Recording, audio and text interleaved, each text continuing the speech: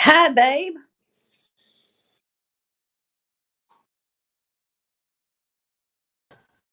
Good morning, Yusef. Adriana. Hi, my love. How are you?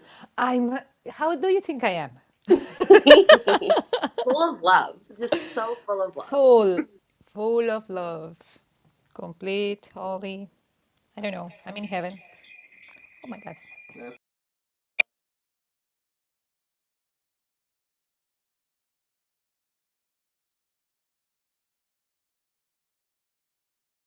Hi, Tom. Sorry, sorry, Steph. It was Liz's phone. How are you this morning? Good morning. It's a beautiful day.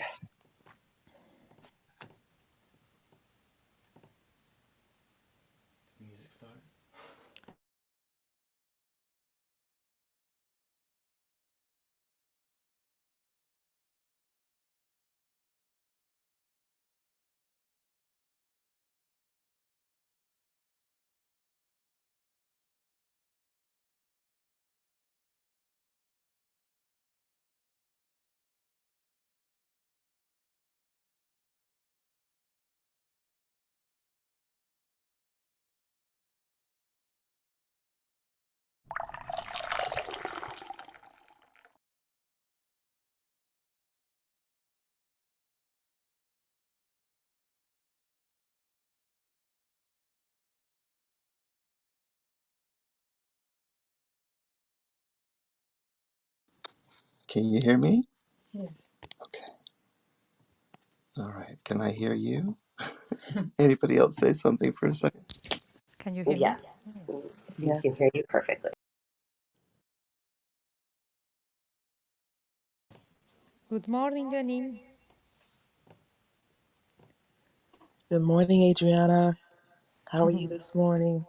I'm super, super happy and fine. I'm heading back to today to Mexico.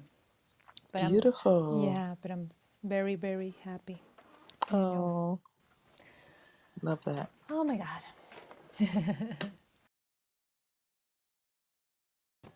Give us a moment, Liz. Getting ready as always, but he's almost done. I am happy too. Oh, thank you. Thank you. I know. I know. This is wonderful for all of us. Beautiful. Yeah, now.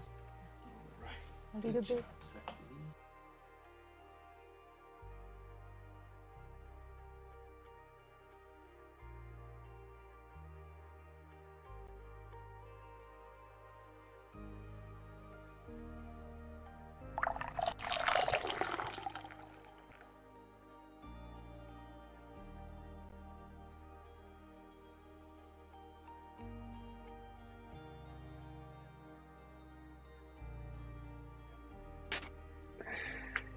Today is workbook lesson 39.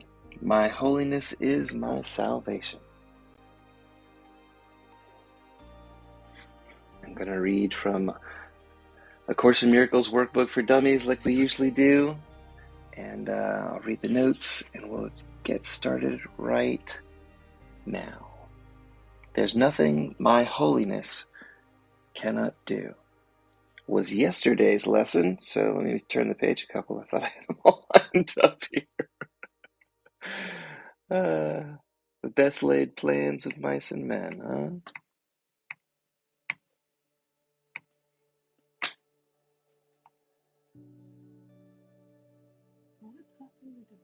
huh? I turned faster than the book could catch up to me.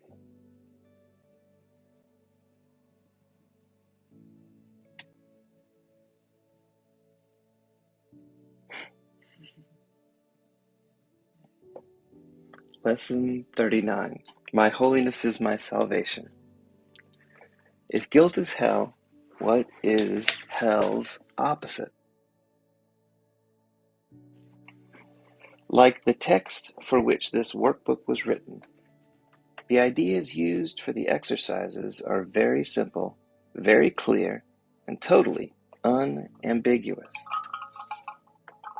We're not concerned with intellectual feats nor logical toys.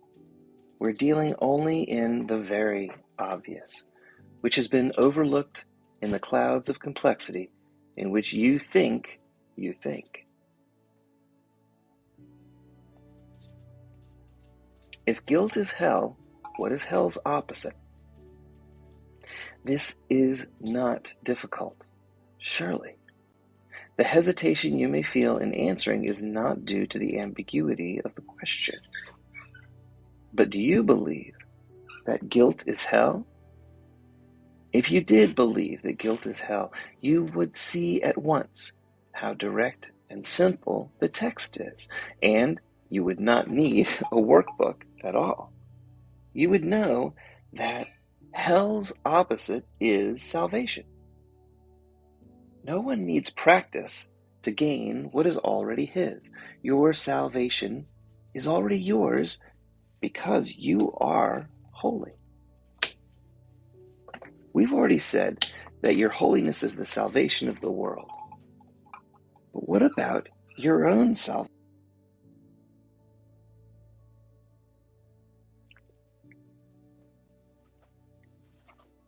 You cannot give what you do not have. A Savior must be saved. How else can a Savior teach salvation? Today's exercises will apply to you, recognizing that your salvation is crucial to the salvation of the world. As you apply the exercises to your world, the whole world stands to benefit. My holiness is my salvation. Your holiness is the answer to every question that was ever asked, is being asked now, or will be asked in the future. Your holiness means the end of guilt, therefore the end of hell. Your holiness is the salvation of the world and your own salvation. How could you, to whom your holiness belongs, be excluded from your holiness? God doesn't know unholiness. Can it be that God does not know his own Son? A full 5 minutes are urged today for the 4 longer practice periods, and longer and more frequent practice sessions are encouraged. Sounds like 4 or more. If you want to exceed the minimum requirements, more rather than longer sessions are recommended, although both are suggested. Sounds like a good day to spend the whole day thinking about this. Begin the practice periods as usual by repeating today's idea that my holiness is my salvation to yourself. Then, with closed eyes, search out your unloving thoughts in whatever form they appear. Uneasiness, depression, anger, fear, worry, attack, insecurity, and so on. Whatever form your unloving thoughts take, they are unloving and more fearful. And so it is from these unloving thoughts that you need to be saved.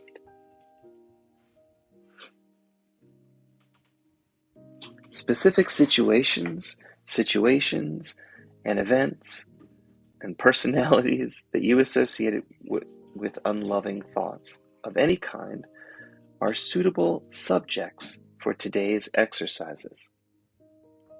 It's imperative for your salvation that you see your unloving thoughts differently, and it's your blessing on your unloving thoughts that will save you and give you vision. Slowly, without conscious selection and without undue emphasis on any one of your unloving thoughts in particular, search your mind for every unloving thought that stands between you and your salvation. Apply the idea for today that my holiness is my salvation to each of your unloving thoughts in this way. My unloving thoughts about blank, Billy blank, are keeping me in hell. My holiness is my salvation. You may find these practice periods easier if you intersperse them with several short periods during which you merely repeat today's idea, my holiness is my salvation, to yourself, slowly, a few times. You may also find it helpful to include a few short intervals in which you just relax and do not seem to be thinking of anything. Sustained concentration is very difficult at first. Sustained concentration will become much easier as your mind becomes more disciplined and less distractible.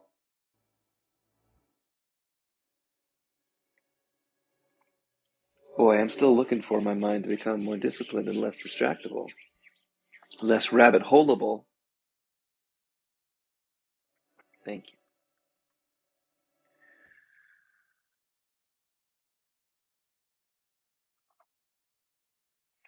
Meanwhile, you should feel free to introduce variety into the exercises.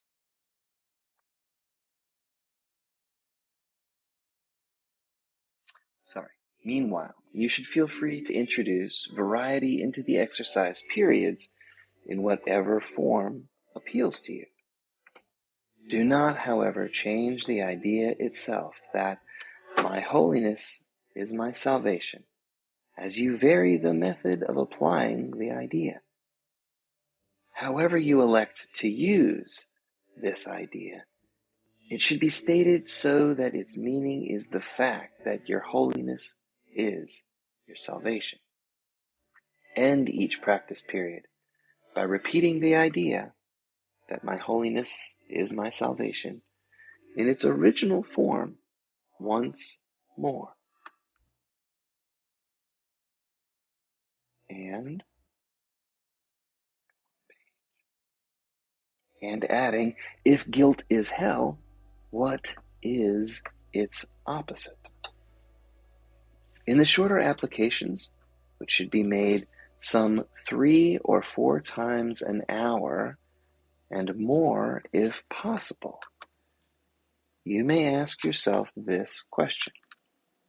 If guilt is hell, what is its opposite? Then repeat today's idea that my holiness is my salvation.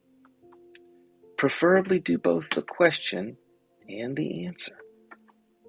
If temptations arise, a particularly helpful form of the idea is, my holiness is my salvation from this. That's the sentence we're going to hold on to today. I'll copy it out to Facebook, but that one sentence is your key to come back to over and over and work that all the way up into at least 4 practice periods today that we'll put on our calendar and work through together. All right. Thanks, everybody. This is the lesson. I'm going to go into the notes. I just want to say good morning to everybody. I've got about 9 minutes to get through the notes, and so I might read a little bit faster than normal, but I will leave the book open. Dad has the purple book. Tom has his book, so you guys can continue, and we'll be mobile for probably the rest of this. So today's going to be a great adventure, I think. My holiness is my salvation from this. Lesson 39 asks a question. If guilt is hell, what is its opposite? Hell's opposite must be salvation, or in religious terminology, heaven. Your holiness is your salvation. But what does this really mean? How could you escape from hell? This lesson clearly states that the source of hell is your own unloving thoughts. Since your mind is the source of these thoughts, this means that you have the power within you to change them. Your own unloving thoughts must be seen differently if salvation is to be obtained. Hey, Carlos. We said that thoughts are meaningless, and you have no ability to impact the truth. So how can your unloving thoughts create a living hell?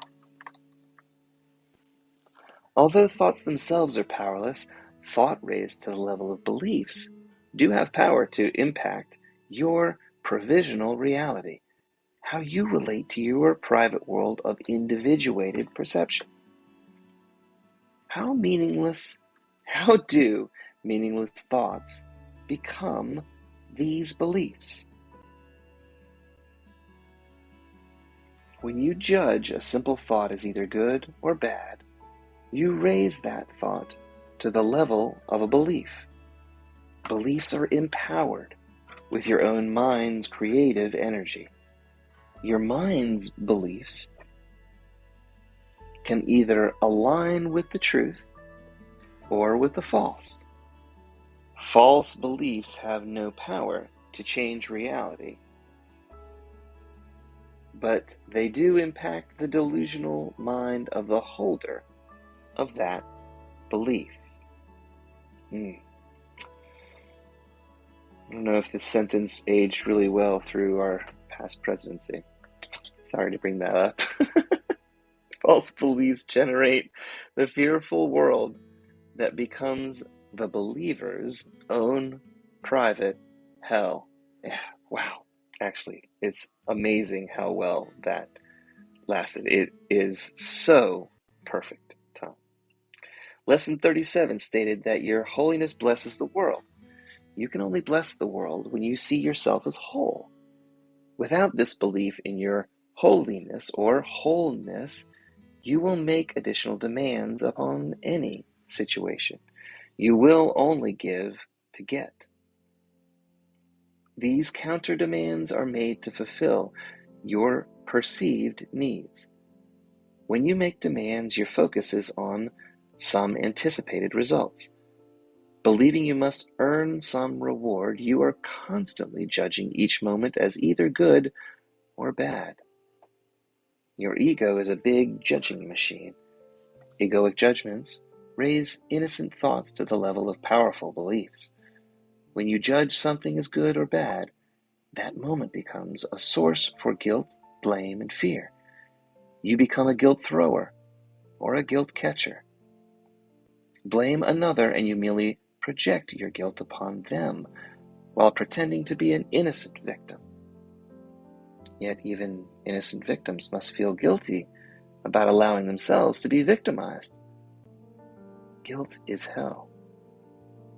When you're not whole, you perceive outside forces that can rob you of your peace and happiness. You do not perceive yourself as a learner, nor is everything for your best interest. Your egoic beliefs in victims and victimizers spawns your unloving thoughts. Because of your belief system, you judge, and your outer world becomes a reflection of your inner mind's guilt.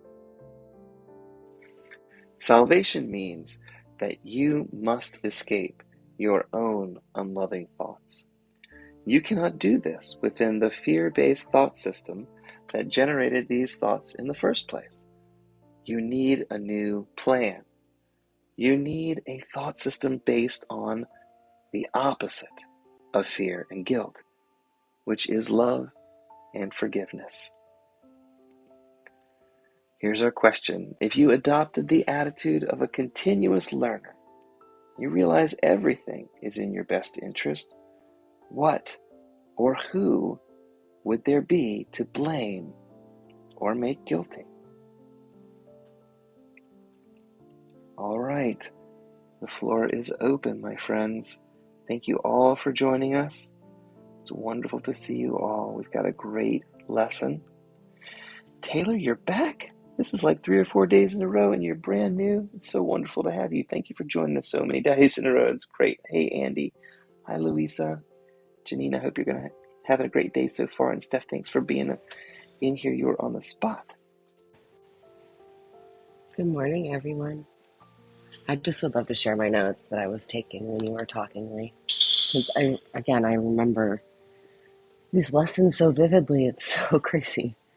But the first thing I wrote down is obviously the question: if guilt is hell, what is the opposite? And I wrote down the second quote: the source of hell is our unloving thoughts. And when I had first visited this lesson, I started to realize that my guilt was making me live in a hell. I knew that the way they taught me in church that heaven and hell are different places, I started to realize that it's a place on earth. That heaven can be here and also hell can be here. And you're living in hell if you're living in guilt. If you're choosing that same thought process over and over and over again, you're going to run yourself into hell. You'll feel like you're living in hell. And I realized like you were saying, when you start to choose the same thought over and over again, you need a new plan. And so I realized that in those moments that I was feeling guilty or feeling shameful or feeling like I was living in hell, that I could choose a different thought, but I had to feel for it. I had to feel and accept the way I was feeling,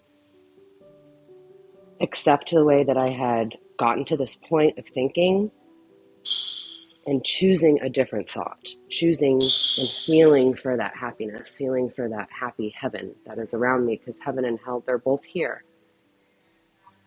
And this lesson kind of helped me realize that. So those are my thoughts this morning. Thanks, Steph. It's great. Andy, Louisa? Hi. Well, Hi. I just actually feel like we have guilt until we understand that in the time that we were behave reacting, we did not understand. And now that we understand something different, how could we possibly have guilt because now it was brought to us, So that's gone. And now to maybe repair someone else's, like, and what I'm thinking about, because I just went through this whole thing about my son and my relationship and the things that occurred with more of a reaction rather than an intention, and my understandings at the time. And now looking back, I'm like, oh my goodness, I could see why he has some feelings that he has. And now but there isn't guilt now, there's just like a wow and an understanding. And so I'm going to delve into that a little bit more as to for myself anyway, not talk about it, but I don't even know about it yet. So I've got some undoing to do and understanding to do, I think, about the whole situation before I can even think about presenting to him what I understand now. So yeah, so I'll first have to really understand it. And I think I'd understand a whole lot, but not enough yet to present it to him, or even to know myself that I won't make that same type of, maybe not the same thing, but like any other misunderstandings along this line, if that makes any sense. But like, yeah,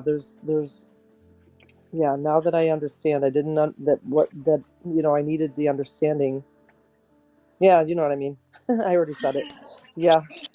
I'm going in circles, but yeah. You're not going in circles, Andy. I love you. Yeah, This one of the you're quotes just right. that you're just right. One of the quotes that came up when you're talking was I was studying my yoga philosophy, and they said throughout the day, refocus as much as you need. And I had never at that point really given myself grace to understand that if I learned something, that in that moment of enlightenment, I could change my whole perception on life, perspective on everything, and I can change myself. And also to that point, realizing that other people can do that as well. that when Yeah. they learn something, think about like when they learn something and instantly everything shifts into the truth, right? So just refocusing as much as you need throughout the day to refocus yourself and understand that, again, every day is a new day and every day you can be a brand new person because of this. So that's what came up when you were talking. So thank you. Thank you, Stephanie, because then now what comes up is that just the fact that my energy is different. Just my energy had changed about the whole situation now. So it's going to be felt, if not by my son, to others, you know. It's just going to somehow spread more love and joy and peace about it. Exactly. And when we show up as our highest self, everyone heals. Everyone gets to heal when we learn to show up as our highest self.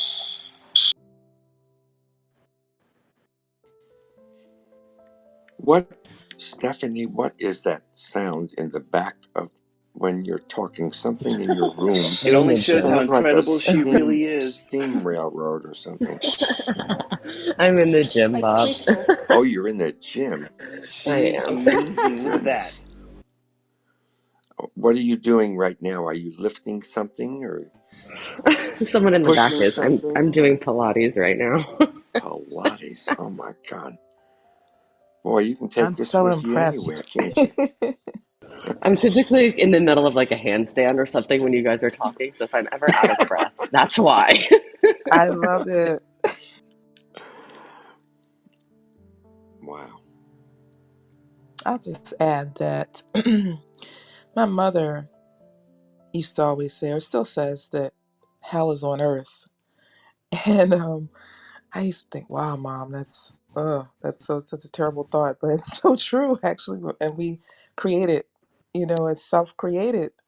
And as I peel back these layers and shine a light upon these beliefs that um, come from me, and I've created a whole world around certain beliefs, and it's so amazing.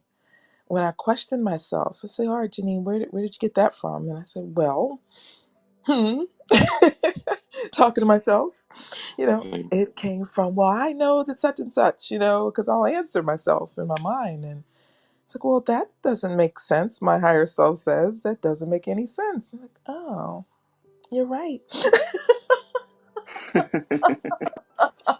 That's Coming so undone. true. Coming undone. It's beautiful to Yes. come undone. It's so beautiful, and it just falls away. It just falls away, and it's so freeing, and I begin to realize, wow, all these little, rabbit holes I have all over the place that I keep falling into are self-created. And wow, I just love this. It gave me a picture of rabbit just making holes all over the place. You gave me that Yeah, vision, and then yeah, you're right. You're so and I'm right. that big rabbit with the shovel, or just digging. What an epiphany, what an enlightenment, what a liberation. Absolutely. Sometimes we take the dirt that we brought up and we fill in another hole that we made before, but we're making a new hole if we're not careful. I came across I don't even remember whether it was a room or something. It might have been a room here. I don't know. I don't think it was. But anyway, it said, um, these are new affirmations for you to change your life. And the first one, which sounded, the man who was saying it sounded very spiritual. And maybe he was. I'm not going to say he wasn't. But his first thought to be shared with everybody else was, I am a sovereign person. And I instantly thought about that and I said, no, I'm not. I don't want to be sovereign because in sovereign, that means I'm disconnected from everything. It means that the edge of me is the end. It's the sum total of me. And that's the opposite of what I believe, that we are one. We, as all of us together, are sovereign. And sovereign means you can't mess with me. And it also means that, therefore, I don't mess with you. There are some people who want to be sovereign and just taking some more sovereignty from their neighbors. And that's called a bully.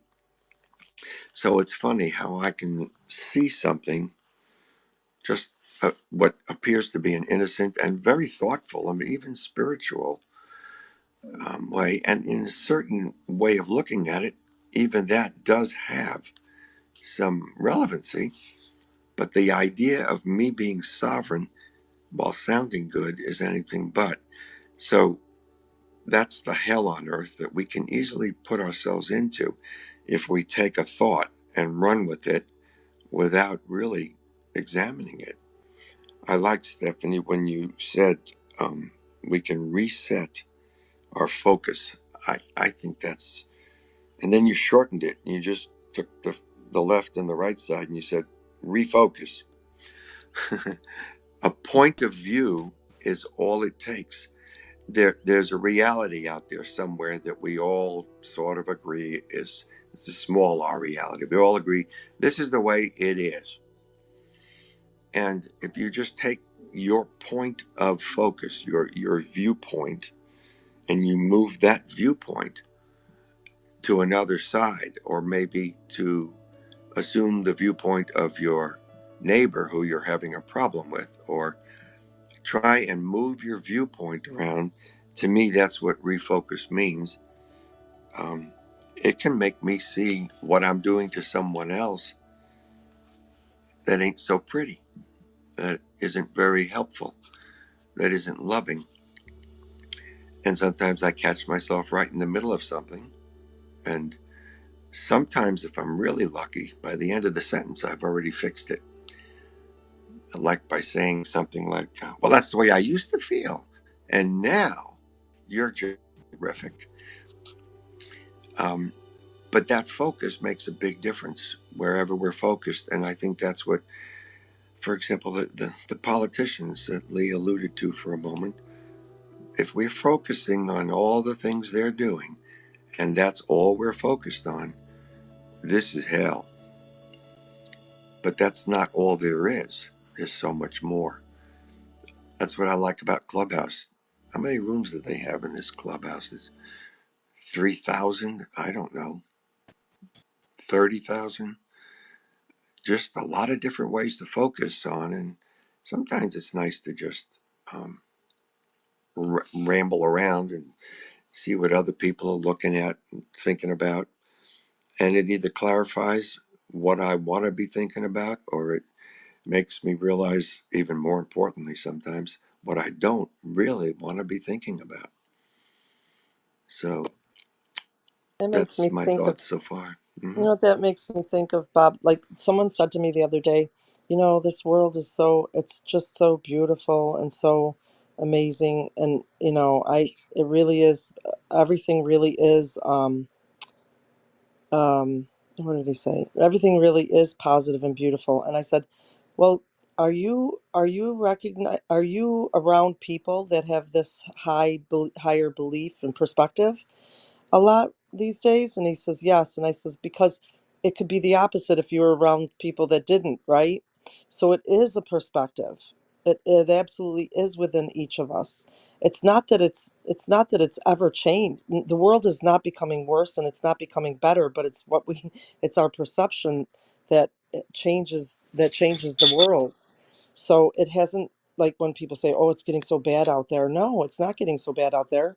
It's still that it's still that duality, right? That you can focus on. So yeah, that just, yes, it's become a heavenly place for me.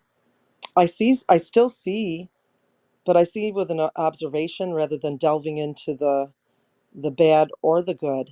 I see with an observation, and now it feels like peace because I'm not really waved in high emotion either. Like, I mean, I could get emotional, and that's fun to do, I guess. But that's when I'm being an actress of some sort, I guess.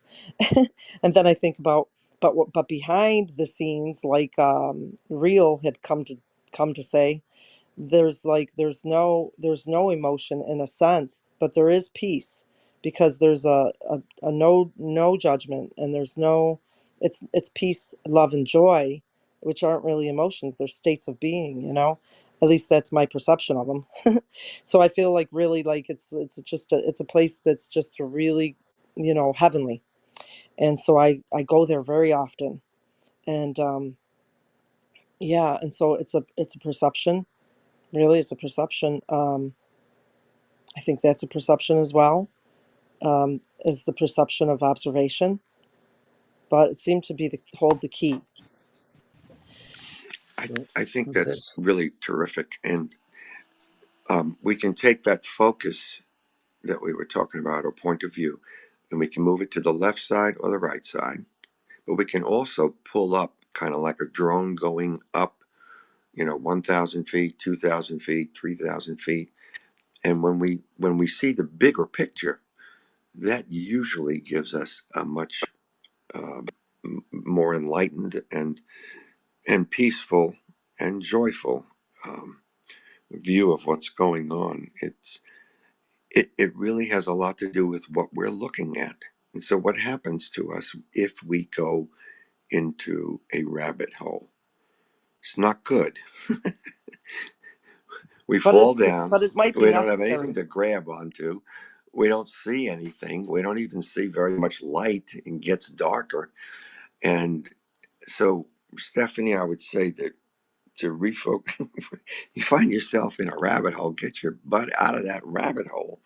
And that's what I have to do. And I also, um, I, I can remember Lee and I think I mentioned this the other day, when we first started doing all this stuff. We had this other story about the manhole, but it's the same thing, and we constantly did that. So what's happening when we do that? Why would we create almost a habit? It's because something that we're seeing that we don't understand yet, we probably are afraid of a little bit, because misunderstanding usually generates fear. You worry about that person who thinks that way, or whatever it happens to be. And maybe if you pull up like the drone, say, well, that's okay. You'll probably come through it. She'll figure it out, and give them that freedom to do that. And if not, then you might help them out of their rabbit hole a little bit, and make sure that you're not going down in their rabbit hole. And all these kinds of things are all tools for us to make our day just a little bit better, not fall into these damn rabbit holes. so Some of them this, are seem fun for a while, don't they, Tom? yeah, this lesson, says, "My holiness is my salvation," and I like to know that holiness is that you're perfect, whole, and complete. Also says that uh, can it be that God does not know His Son? One of the affirmations I say repeatedly to myself throughout the day is, "I am God's beloved child with whom she is well pleased." Uh, if God is unconditional love and doesn't really judge, and we're here as a learner and we realize what we're here for, if God doesn't see anything wrong, if I am God's beloved child with whom she is well pleased, then any type of guilt that I have must be a misunderstanding of what I truly am.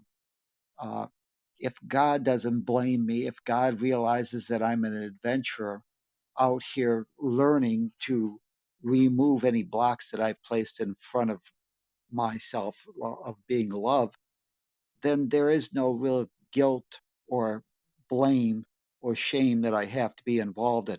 I can just realize those learning lessons. And if God doesn't judge me and condemn me, and hell is a state of mind, then I don't have to feel guilty about anything. Now, that doesn't necessarily mean that I won't look at those things and realize that maybe I could have acted more lovingly, or because of that experience, now I'll be able to do something a little bit better. But whenever we see ourselves as learners and not necessarily having to get a specific result and that there's not some guardian angel or God keeping score about us and condemning us, then we really get the idea of freedom, and that we can be here and appreciate the learning experiences and not get involved with the blame, shame, and guilt game that our society and our fear-based thought system pushes, because fear-based thought system says that there's something wrong with you. You're not perfect, whole, and complete, and therefore you need to get a specific result so that someone, the powers to be, will throw you a crumb as a reward, or uh, punish you, whatever, based on those results. So you start moving out of fear, but it comes with the idea that my God does not judge me. My God is only unconditional love, and there is nothing that I can do that would prevent that flow that gets to be into the authority problem. I can deny the flow of unconditional love my way, but that denial doesn't stop or doesn't cause God to stop loving me. So, I think it's important to realize that it's my holiness being part of that one self that gives me the salvation. And there's nothing salvation that I have to do, because I'm already that way. God didn't create any junk. We just have to reawaken to the truth of what we truly are and what our purpose is here for, is to demonstrate what love would have me do in a world of seeming hate and fear. So there's no blame or shame. We're just here learners. Thank you. Love that. Thank you. Good morning, everyone. Hi. Sorry, Bob, do you want to say Nope, something? nope. I Oh, want to hear you. okay. So I'm totally aligned with what Tom just said, of course. And it's like the idea of the salvation is it's an idea of the mind, because if I see myself as a divine spirit or a child of God, then I am already saved. And the way I learn to see this is, we can imagine that we are playing. We decide with our friends to play a game, a board game, like I don't know, a chess or some board game. And so we have, like, let's say we become two. We become the player who has the color and the place in the game, and then you are the person who is yeah behind, or bigger than that player. And so we get into the game, and when we get so identified with the game, then we get lost in the game. And then we start the discussions and the conflicts, and no, I did this move, no, you didn't, and I lost and I win. And it's all the game of this life that is the illusion. And I guess that we get the salvation when we realize that we are not the player, but the person who is standing above and behind and around that player. So when we are that person, and when we realize that, hey, you know what, it's just a game, then we are saved, because we don't identify anymore with the conflict in the game. Thank you, I'm done speaking. Beautiful, beautiful. I would love to add something. Apologies, Bob, about the noise in the back. I just want to share something about perception that I learned, and it's an activity. And so I welcome everyone to try this in the room that they're in. I welcome you all to look around the room that you're in and look for the color blue. Just try and memorize everything around you that's the color blue. It could be the sky, it could be water, whatever it is. And now close your eyes. And now try and mentally repeat everything that is yellow. And it's really hard to do it. You're right. But what my point is that every single color always exists.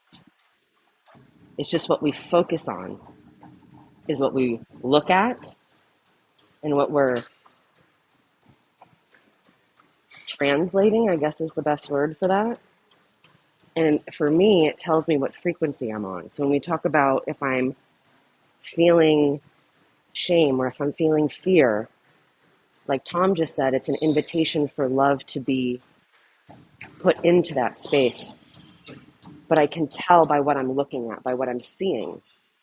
But again, just remember, in the room around you, all of the colors are always around you. You're just focused. You can use this in any element. You can use this for emotions, for people, what you're focused on. And remember, your brain only takes in so little of what's actually going on around you, and it takes in what's familiar. And if your most familiar emotion is fear, that's what you're going to see. But just remember, all of the colors are always all around you. It's just your perception and what you're focused on. So I love going back to this exercise just to remind myself that love is always in existence. I just have to look at it. I Just wanted to love share that. that. I love that. Because who wants to be focused on the blues? My Exactly, whole Bob. life could be spent thinking and being in the blues. A lot of songs about, I got the blues. And yeah, they might have the blues, but what about the reds, the yellows, the greens, whites, all those other colors that we're missing out on? But that's a great, quick meditation. If we're feeling the blues, that would remind me to do what you just said. It's terrific. And I'm looking at my bookshelves here.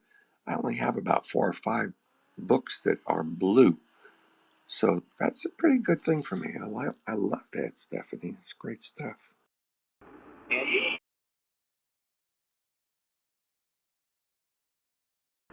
Oops, hey, Andy, go ahead.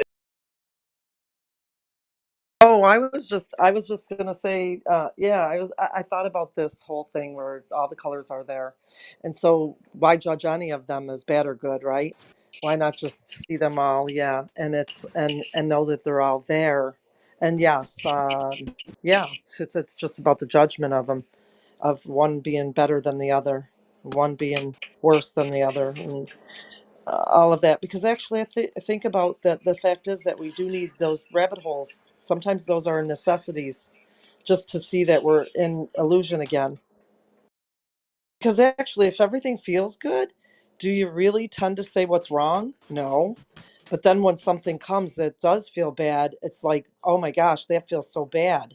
Then we could say, oh, but that felt so good. But then we're still going back and forth in the illusion of bad and good, where, and it made me think about when we, like, the higher perspective would be God's perspective, just to see it all in all the colors.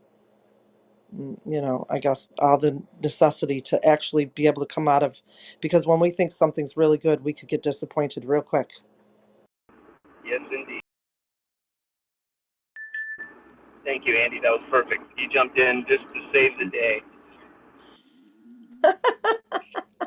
My day anyway. And I'd like to say good morning to everyone here. This is Hi, Dr. Dr. A. Amy. How are you, It's everyone? my fairy Doing great. godmother is back. Yes, the fairy godmother's here. The fairy godmother read lesson, let's see. My holiness blesses the world by herself because the fairy godmother couldn't wake herself that early because I'm on the Pacific coast. But that was an enormous key. And I'm so grateful I comprehended it.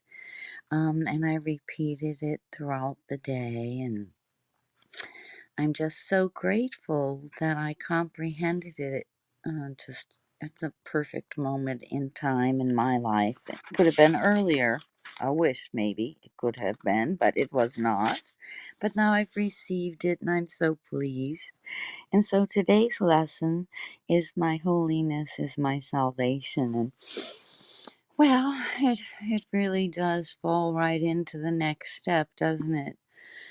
If we did the other one, the one I mentioned, 39, My Holiness blesses the world, then it falls right into place. That my holiness is not only the salvation of the world, but also of myself, because we're one.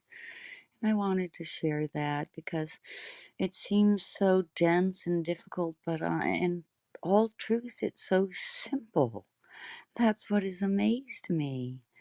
And I was kind of bummed out I missed you guys yesterday for that, but yes, I used to be trapped sometimes in guilt. It was born of just my briefly Catholic quasi upbringing, and it was an absurd waste of time. Gotta tell you that. So I'm just really happy to be here, and I just wanted to let you know that I know my holiness is my salvation, and that my holiness really is blessing the world, and that my holiness is the salvation of all the world, which of course includes me. And just like to thank everyone for being here and just sending blessings and immense love and light from me, the fairy god princess. Thank you. Thank you, Dr. Amy. So great to hear your voice. So Lee and Adriana are driving to the airport, which is why they sound like they're talking through a megaphone. And that's okay. It's the message. And I wanted to say that something happened yesterday. I was supposed to go tomorrow, drive about 4.5, 5 hours to a town for a meeting. And there were going to be two people coming with me.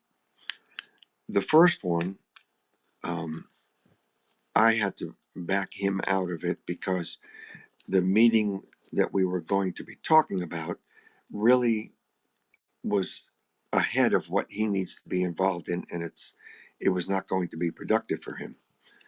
The other person backed out yesterday, so I'm going to be driving myself down to Savannah, which is a nice place to go to. But he said something to me that um, he was so sure of, and he says, "Here's what I mean." It was like, "This is what my life has taught me." And without going into any details, what his life has taught him is that you have to separate business from God, and you have to make business decisions no matter what anybody is saying or invoking or anything else, or even emotionalizing, meaning, "Oh, I hate that. I don't want to do that." Well, you might have to do it for business. And he was so sure of himself and 100% sure, just convinced that that must be done. And that's what his life has taught him. And he's made this much money and so on. And, I, I caught it right away myself and said, "Not for me, baby." I said it to myself because there wasn't any way I was going to convince him. And I also began to realize that driving by myself is going to really be more productive for me because I can still make phone calls and stuff like that if I need to. Of course, I always pull over to the side. But the idea of going down by myself and having 5 hours in the car, I'm looking forward to it, frankly. And when it comes to business and God, let's just say, he's thinking, godly things or um, um, prayerful statements and things. He just misses so much because in 1985, for example, I started my own business. You know what I did? This was just in my very early learning about Jesus. I I just got on my knees and I said, "Jesus, I want you to be my marketing director." I really did. I said that. What do I know? I, it seemed to me that as long as work keeps coming in, I'm going to be okay. That was my limited view of what I can actually pray for and hope for and expect. But that worked because that was my level that I was at. I'm not going to say level confusion. I'm just going to say that was the level I was at. And to this day, it's still true. But now it's like open gangbusters. And there's a lot more work coming in. And I'm having to figure out how to delegate and to bring other people around so that they can enjoy the blessing. It's a totally different, upside down, reversed way of looking at my life and my business than he has. And I hope he's happy. I'm not here to change him unless he comes to me and says, well, what do you think? Yeah, then I might tell him. But that's just something that I wanted to share because I don't know where any of you are at in terms of those kinds of things. I see a perfect blend. And you know And what? I think Oh, that it's our holiness. Yeah, that was the last sentence. I Do I always know? do this to you, Bob. I'm Go. sorry. No, I just wanted to say because he actually his inspiration or whatever, or we could say lack of it, but we won't because actually, and that got you to thinking, and there you are, and that's why we all need each other so desperately, really, to get to these perceptions, to these higher perceptions. But I know I'm really sorry I do that to you all the time. It's because I listen so intently to you, and, and then I'm like, I mean, I listen to everybody, but there is some connection there that I told you already about it. So it's like I really hone in on what you say, and I do appreciate it. It just helps.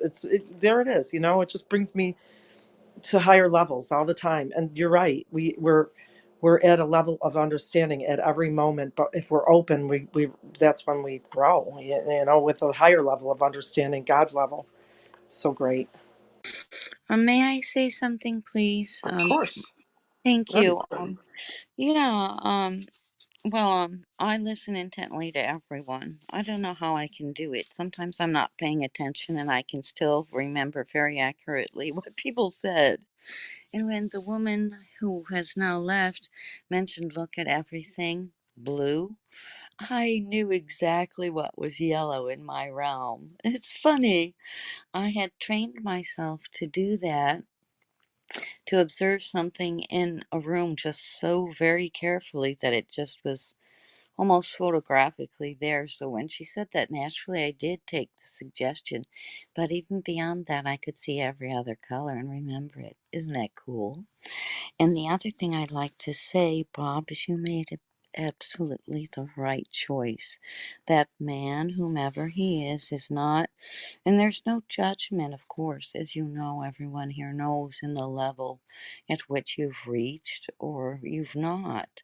There's no superiority or inferiority in it. It's just their level of awakening to the higher God self, and they're free to make mistakes and stand up and do it again. And the one who's at the higher level is free to enlighten or elevate or whatever word you'd like to use anyone else. But if they're not prepared to receive, why then you made a very good choice, Bob. It would have just brought you down. Could I share where I am? I'd like to, and it really goes Sure. back to, and what you had said and others too, it really does go back to lesson 37. My holiness blesses the world. And it is my and your purpose to see the world through our own holiness. I'm going to read it because you guys like it anyhow, and it's not boring. Thus, you and the world are blessed together. No one loses, and nothing is taken away from anyone. Everyone gains through your holy vision, and it signifies the end of sacrifice. That man was speaking of a sacrifice about money and sacrificing time, maybe blood, sweat, and tears for the concept of money. It should be zero sacrifice. And because it offers one everyone his full due. And he is entitled to absolutely everything because it's his birthright as a son of God. And when this says his, I definitely don't exclude myself. I'm part of the brotherhood of man. I don't care how it's stated.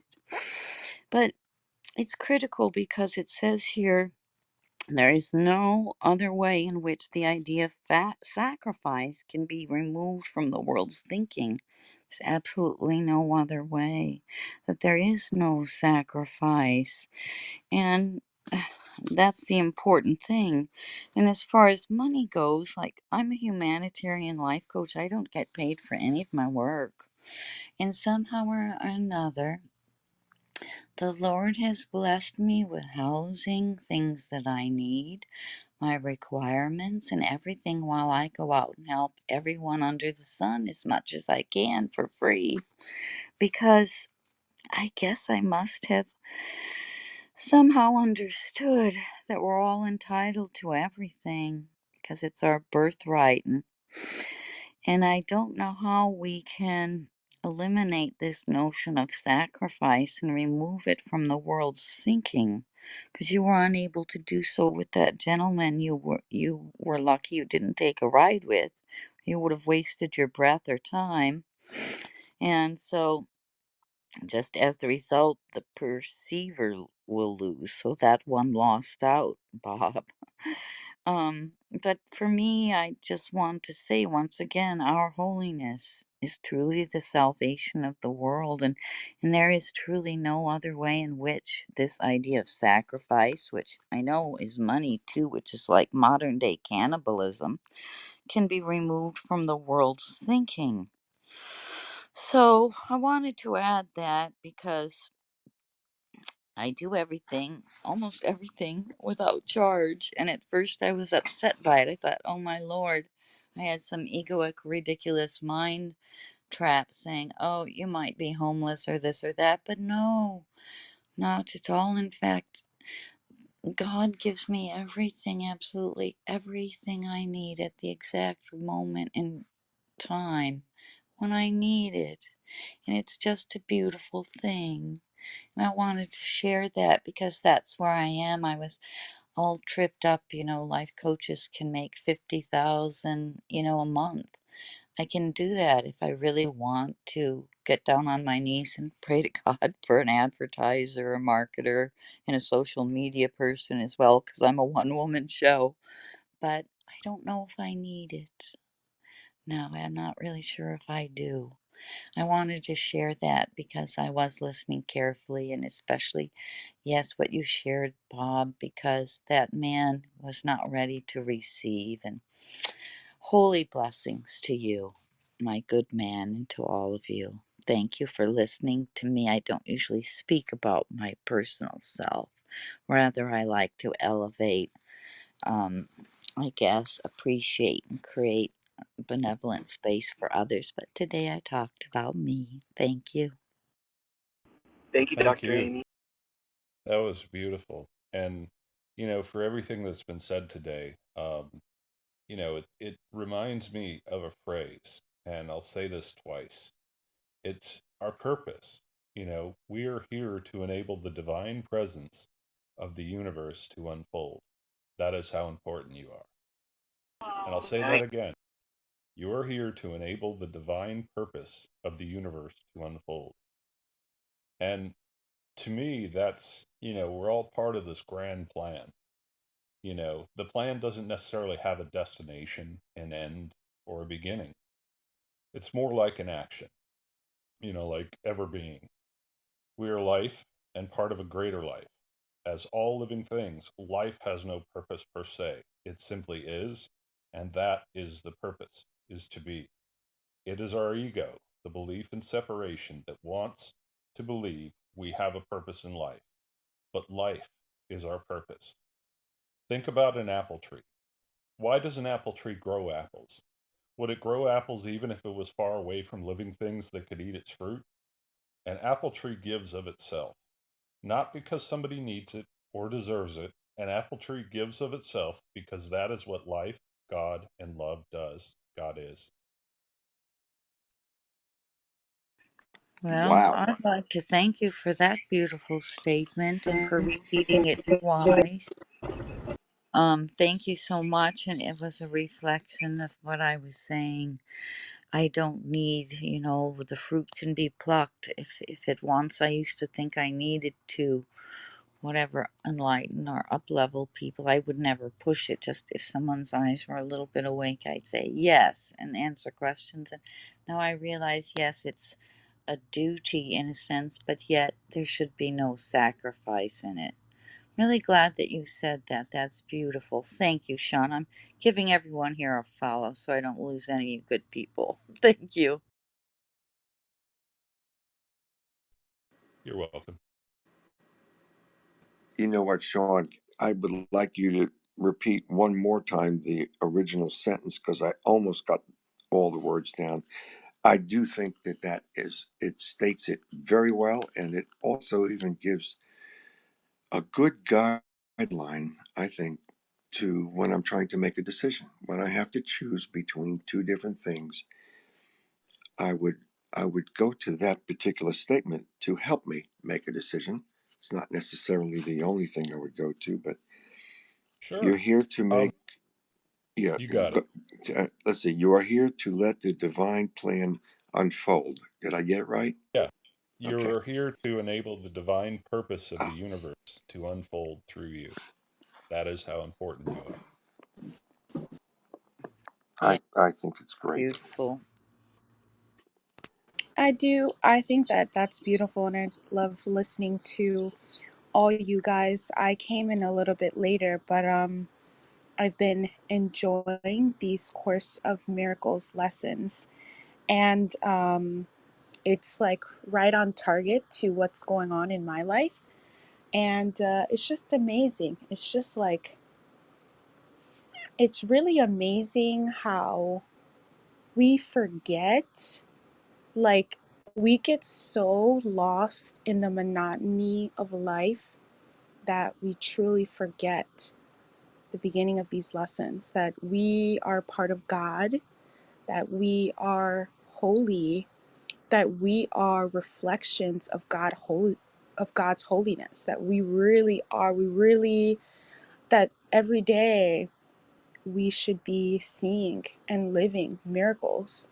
And if we're not, it's because, we need to reattune ourselves to be able to see these miracles.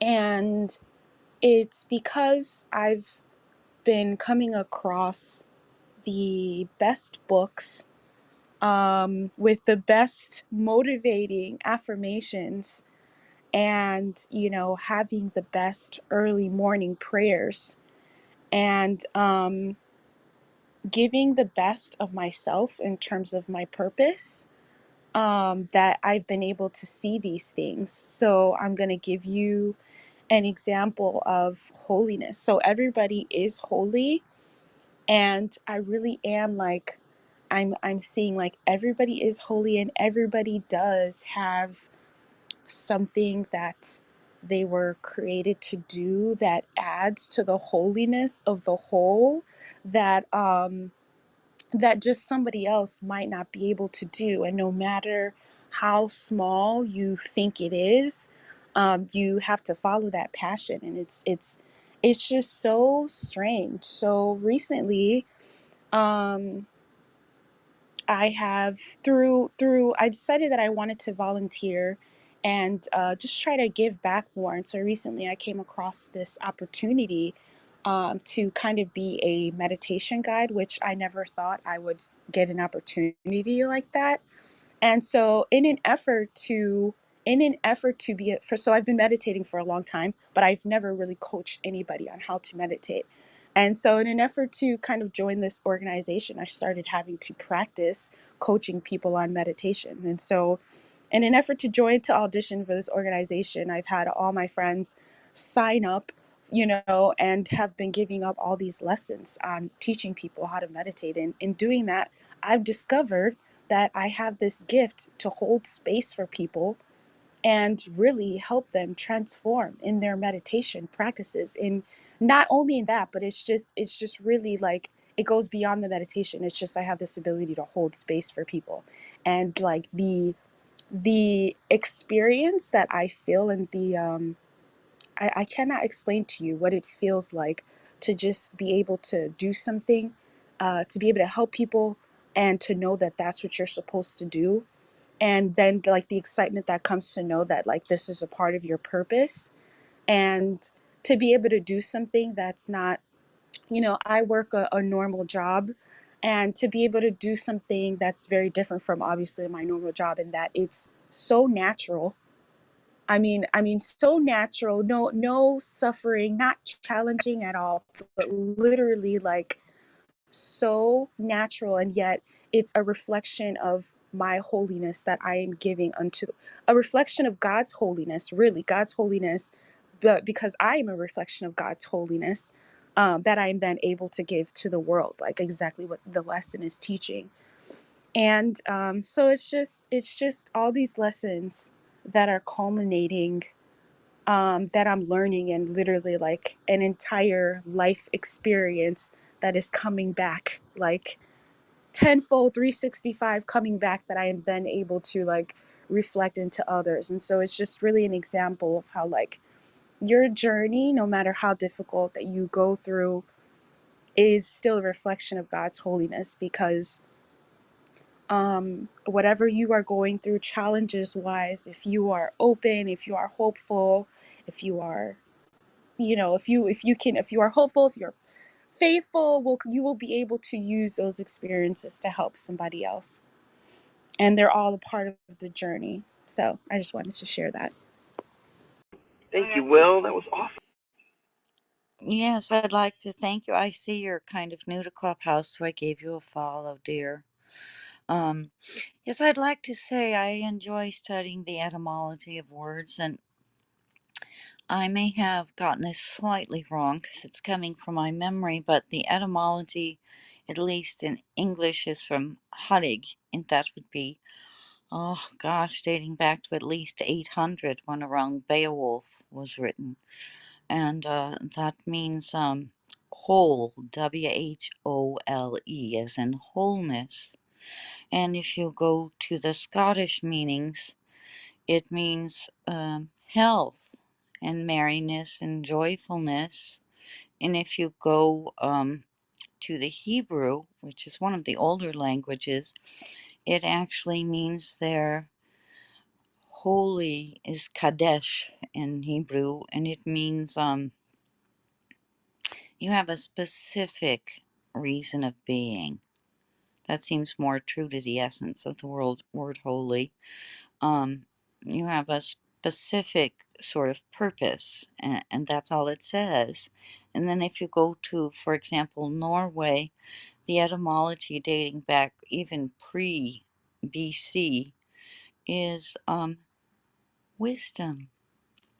And so it encompasses all of those things. And I had been a long time journalist, investigative, journalist, and then I wrote about nice things like the Blue Angels or different structures that I enjoyed writing about, or architecture, Frank Lloyd Wright, that kind of thing. And I've looked for like 15 years for the word holy in any form of media, either on the news, which I don't watch, or in the New York Times, The Guardian, or some things that I consider good quality news. I don't ever find the word holy. It's like an impolitically correct thing to say. But in fact, I've given you that etymology. It's an appropriate word, and people shy away from it. They could even maybe get fired if they work at CB or CNN for saying it. That's how ridiculous it's gotten. It's only fit into a religious paradigm, and just wanted to offer that. So you might, if you didn't know the etymology, it's really very much deeper than anyone might think. It's really about wholeness, about unity, health, and wisdom, and also that sacrosanct reason of being that we're talking about today. So I wanted to offer that and say thank you for letting me offer it. And I I can say the also word holy. thank you. I just wanted to share a last quote that I heard this week. No, the previous week. It said that man is God afraid. And I just thought that was so beautiful. And I just feel like I just thought that was a beautiful quote that I read. Hmm. What does that mean to you, Will? I'm just asking. That man is God with limits, that we are born divine. And at some point, we forget that. And it's just about returning and removing. It's not about adding anything different. It's we're all born divine. And so it's just about removing limitations when it comes to having everything, when it comes to having things that you want in life, when it comes to being happy. Like I do feel that like happiness, everything that we want in life is our divine right. Because we are children of God, because we are a part of God, I do feel like we can have anything that we want in life. And it's just a matter of removing limits and barriers that we've placed on ourselves, because man is God afraid. We are divine beings. We are a part of God. We are a part of the whole altogether. Thank you for Phenomenal. answering that. I use the Socratic method for someone to dig within, and you did a great job. Thank you. And also, the Course in Miracles from day one teaches us that there are only two emotions, love and fear, and only love is real. And that's the idea of being afraid. There is, it's what God doesn't have is what makes this person man. So, Will, I think that does, hit it right. But I'm going to do Socrates on you, Dr. Amy. Please do. I love the And Socratic method. I'm going to ask you, why do you think that holiness is almost a dirty word? Not dirty, but it's not used. It makes someone. I'm asking you, why do you think it's not being used? Oh my. Well, I could address that. I think it's not being used because some people are controlling the media, maybe people that aren't benevolent, born of forces that aren't of benevolence or of true love, and would like to disseminate fear among the people, for example, COVID, or to disseminate anger, for example, in the United States. When there were all those riots or Summer of Love zones, I think that whomever is running those or owning those may not be on a benevolent side, so to speak. If you liked the movie Star Wars, I could use the Dark Force. They may be on that side because they're just limiting it to speak to monotheistic religions rather than using it as a word that is truly belonging to the people by God. And so I believe it's the forces that I would call the dark forces that but there are benevolent forces too, many with a lot of money that are water keepers and earth guardians you don't hear about. But those darker forces that just want to line their pockets for mo money, I believe, are controlling a lot of the way the news is disseminated. And that's my best answer. Thanks, Bob. Yeah, I would say that so actually it's part of the idea of our secular society.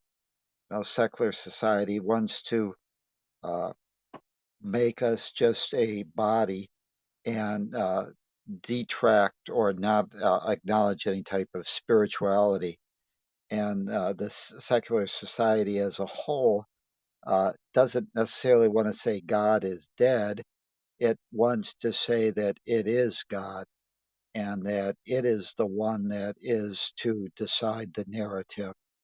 and it doesn't help the power brokers to allow someone to actually believe that they have a spiritual side or that they have moral principles on their own and have to make their own decisions and live by those principles.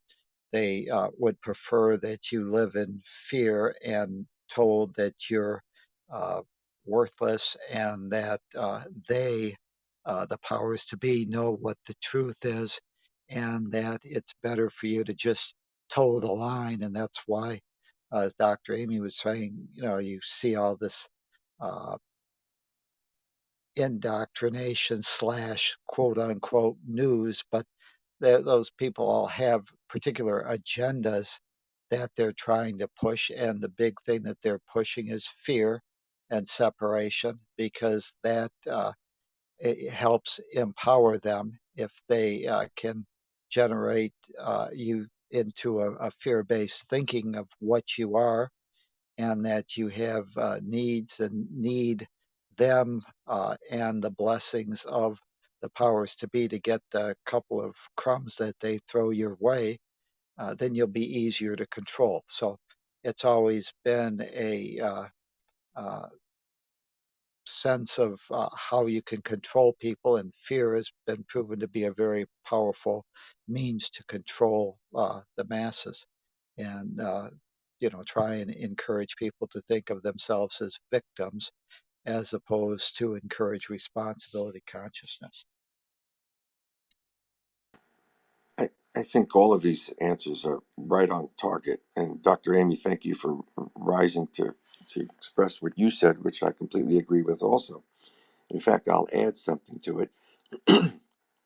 The word Kodesh, the Hebrew word that you invoked when you were talking about holy, Adriana had asked me about it, oh, maybe a week ago. That particular word came up in something she was reading. And I remember now reflecting, I think it was Adriana, I'm not sure, but I think so.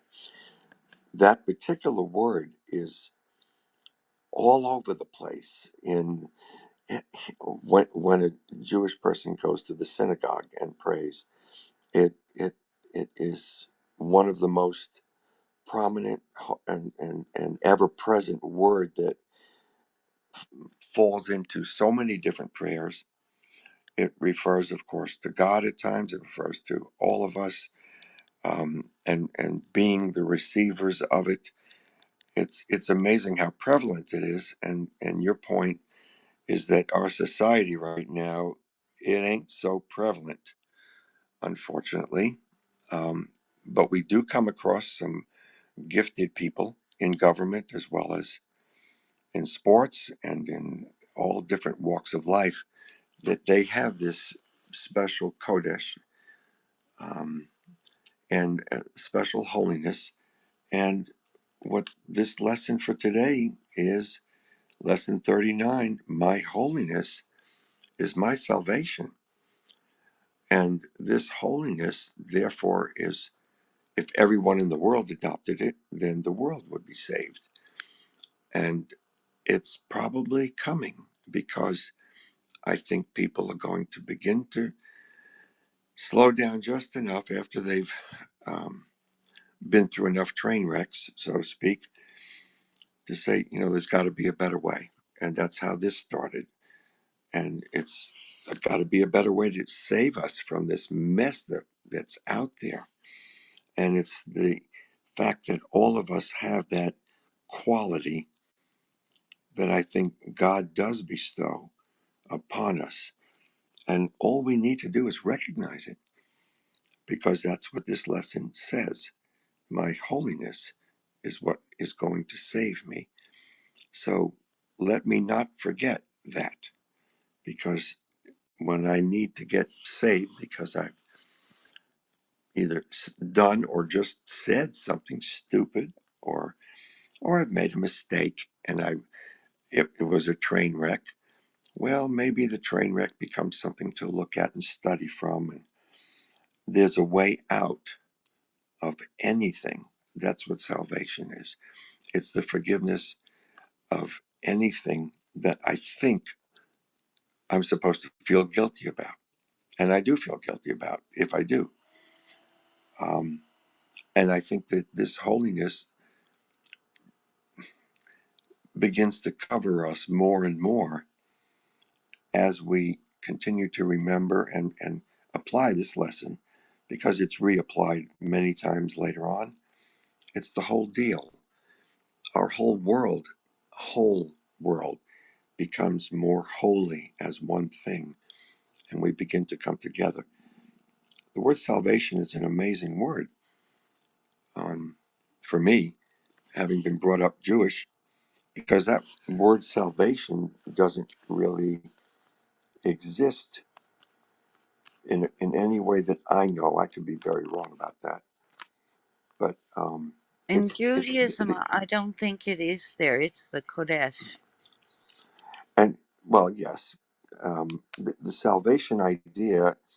I was all of this stuff came this morning to me, Dr. Amy. Something else you were saying earlier, but I remembered that my father, who was very, very Jewish and very religious, there was something that he really enjoyed back in the day. I'm talking about the 70s and 80s, when Billy Graham could get, I don't know, 50,000 people in a stadium or something, and these people would come up because they wanted salvation. And I don't know that I have no way of knowing what he even thought of the idea, but that was the word that was used more than anything else during those crusades. And he found Billy Graham fascinating, and that surprised me because as I was being brought up at the very young age of reflecting on this, he would have represented the enemy. That's not what we do here, and it's a fascinating word. It probably has different meaning for everybody. I don't know. Be curious to see what anyone else thinks about that. May I? Of course. Hi, I'm Rosa J. I think that whole thing of having fear of God and not using the word holiness is because its connotation is it puts you on the level of God. With old Christianity and a lot of the old religious sectors, they separated man from God. God was somebody who was in the skies. God was someone who knew all, was all, and there's no way you could possibly be a God. Yep. No way. And so coming up through that whole process, when you become an adult and you actually start searching, the mere mention of the fact that you are holy, it overwhelms people. That They is true. just Yep. don't get it. Even though they are Bible readers, and it says in the Bible, Jesus had to be taught to be obedient. That God, you are God's in Psalms. I mean, all the things that they read, they just read them. They never ever question them.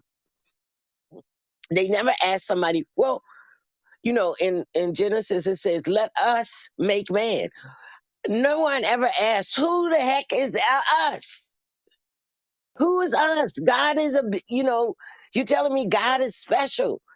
He's by himself. But yet in Genesis it says, let us make man. I asked my pastor that about 30 years ago. He didn't really have an answer. But what I realize is that God encompasses everything he created. He is it all. He is it all. So when the thought of a creative person, even if you get down to the physical and not being rude, but in that whole act of making love to produce that special being, you are encompassing that being that you are created, you and that person. So they are part of you. Well, God created you, so guess what you're putting in your child? You are your own salvation because you are the holy of the salvation. You are the push, the the energy that makes you God, holy above all. And actually, the Course is preparing you for the fact that we're on our own salvation. We only save ourselves. We can't save anybody else, no matter how much we pray, no matter how much we do hoodoo, voodoo, whatever. Doctors can't save them. It's only me. Only me can be my own salvation. I've seen this in the hospital. I've watched people die in my family. I've been with them when they leave that, get ready to leave. They'll suddenly go silent. And most of them, you can see that they're active because you can see it in their eyes. But if their eyes are open, I think they're having a conversation. They're trying to decide whether or not they want to be their own salvation here on earth or they're ready to go on to the next level. That's my belief. That's my belief. And I think in that conversation, they make the decision. We make the decision. And in fact, I remember one time I was in a coma. That's exactly what I had to do. I remember that. I remember deciding to wake up. So we are our own salvation. We are the holiness that makes the salvation possible. We have that conversation with our God self at some point in time in our lives.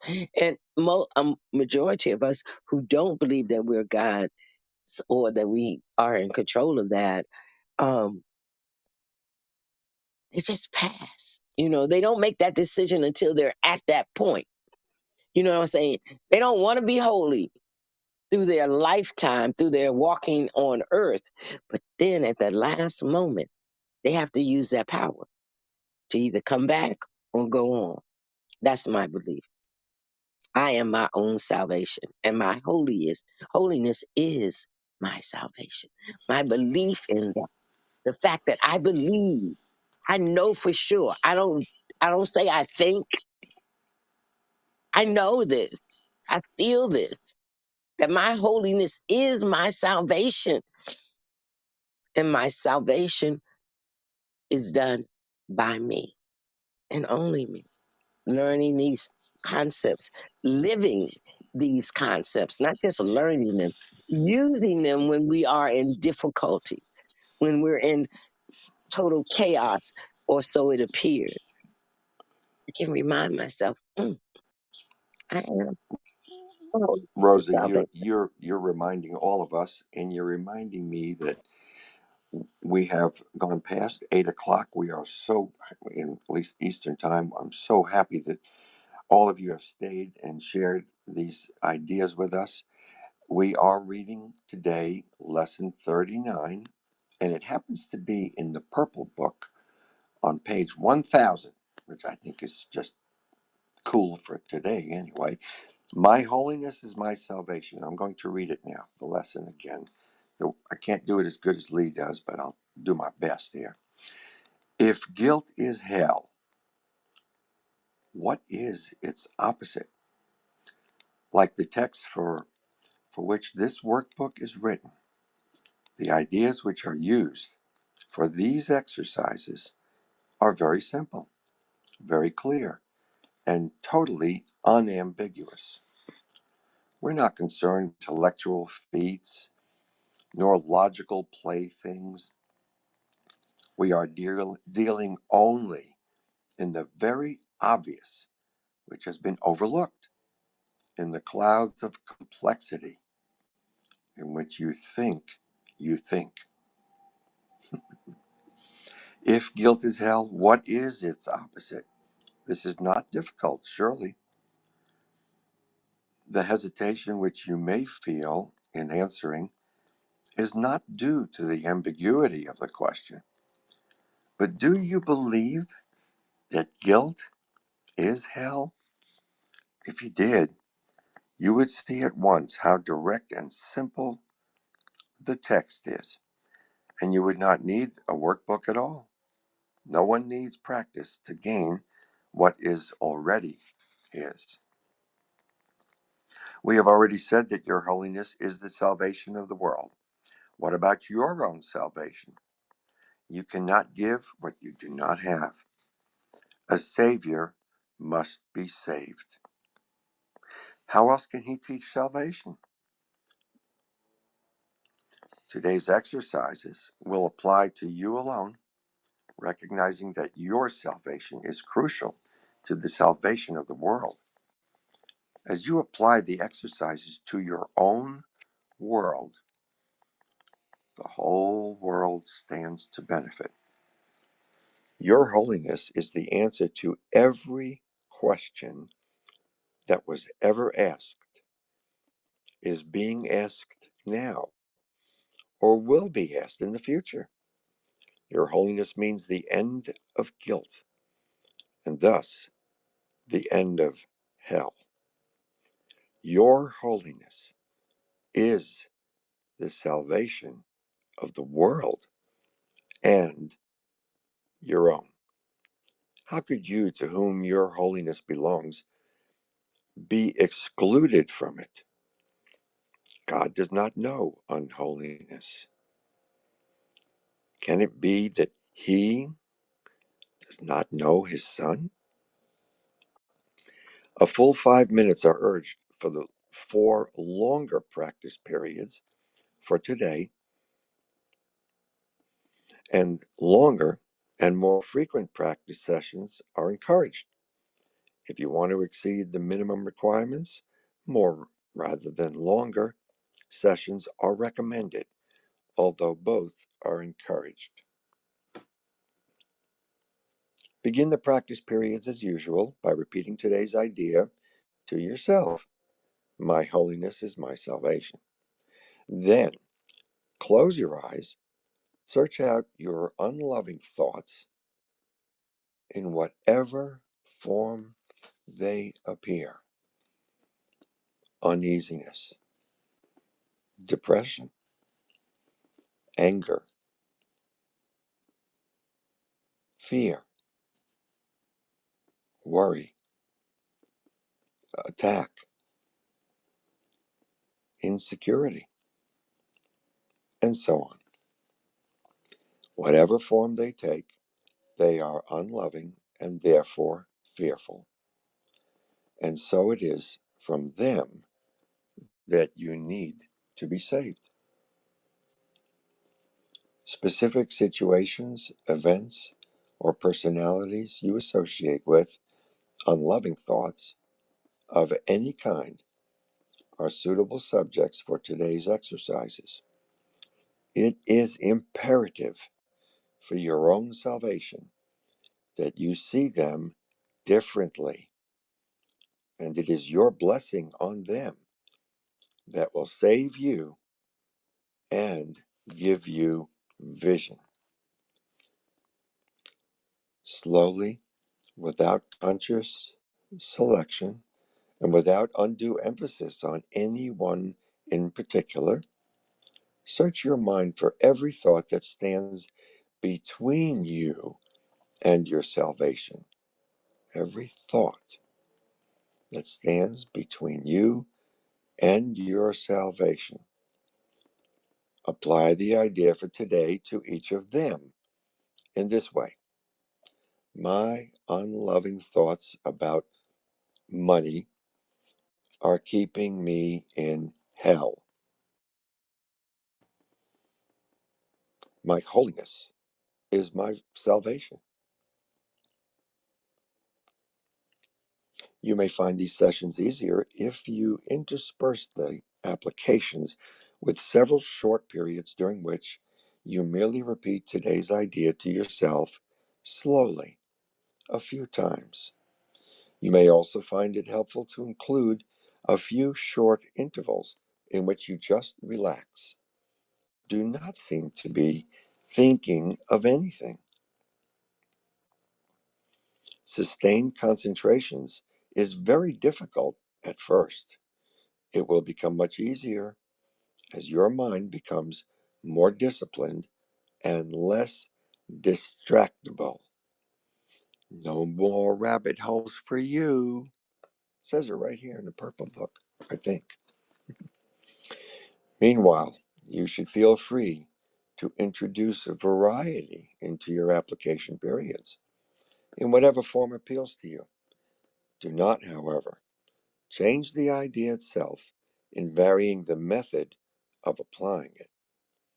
However you elect to use it, the idea must be stated so that its meaning remains that your holiness is your salvation. And each practice period by repeating the idea in its original form once more and adding, if guilt is hell, what is its opposite? In the shorter applications, which should be made some 3 or 4 times an hour and more if possible, you may ask yourself this question: repeat today's idea, or preferably both. If temptations arise, a particularly helpful form of the idea is, my holiness is my salvation from this.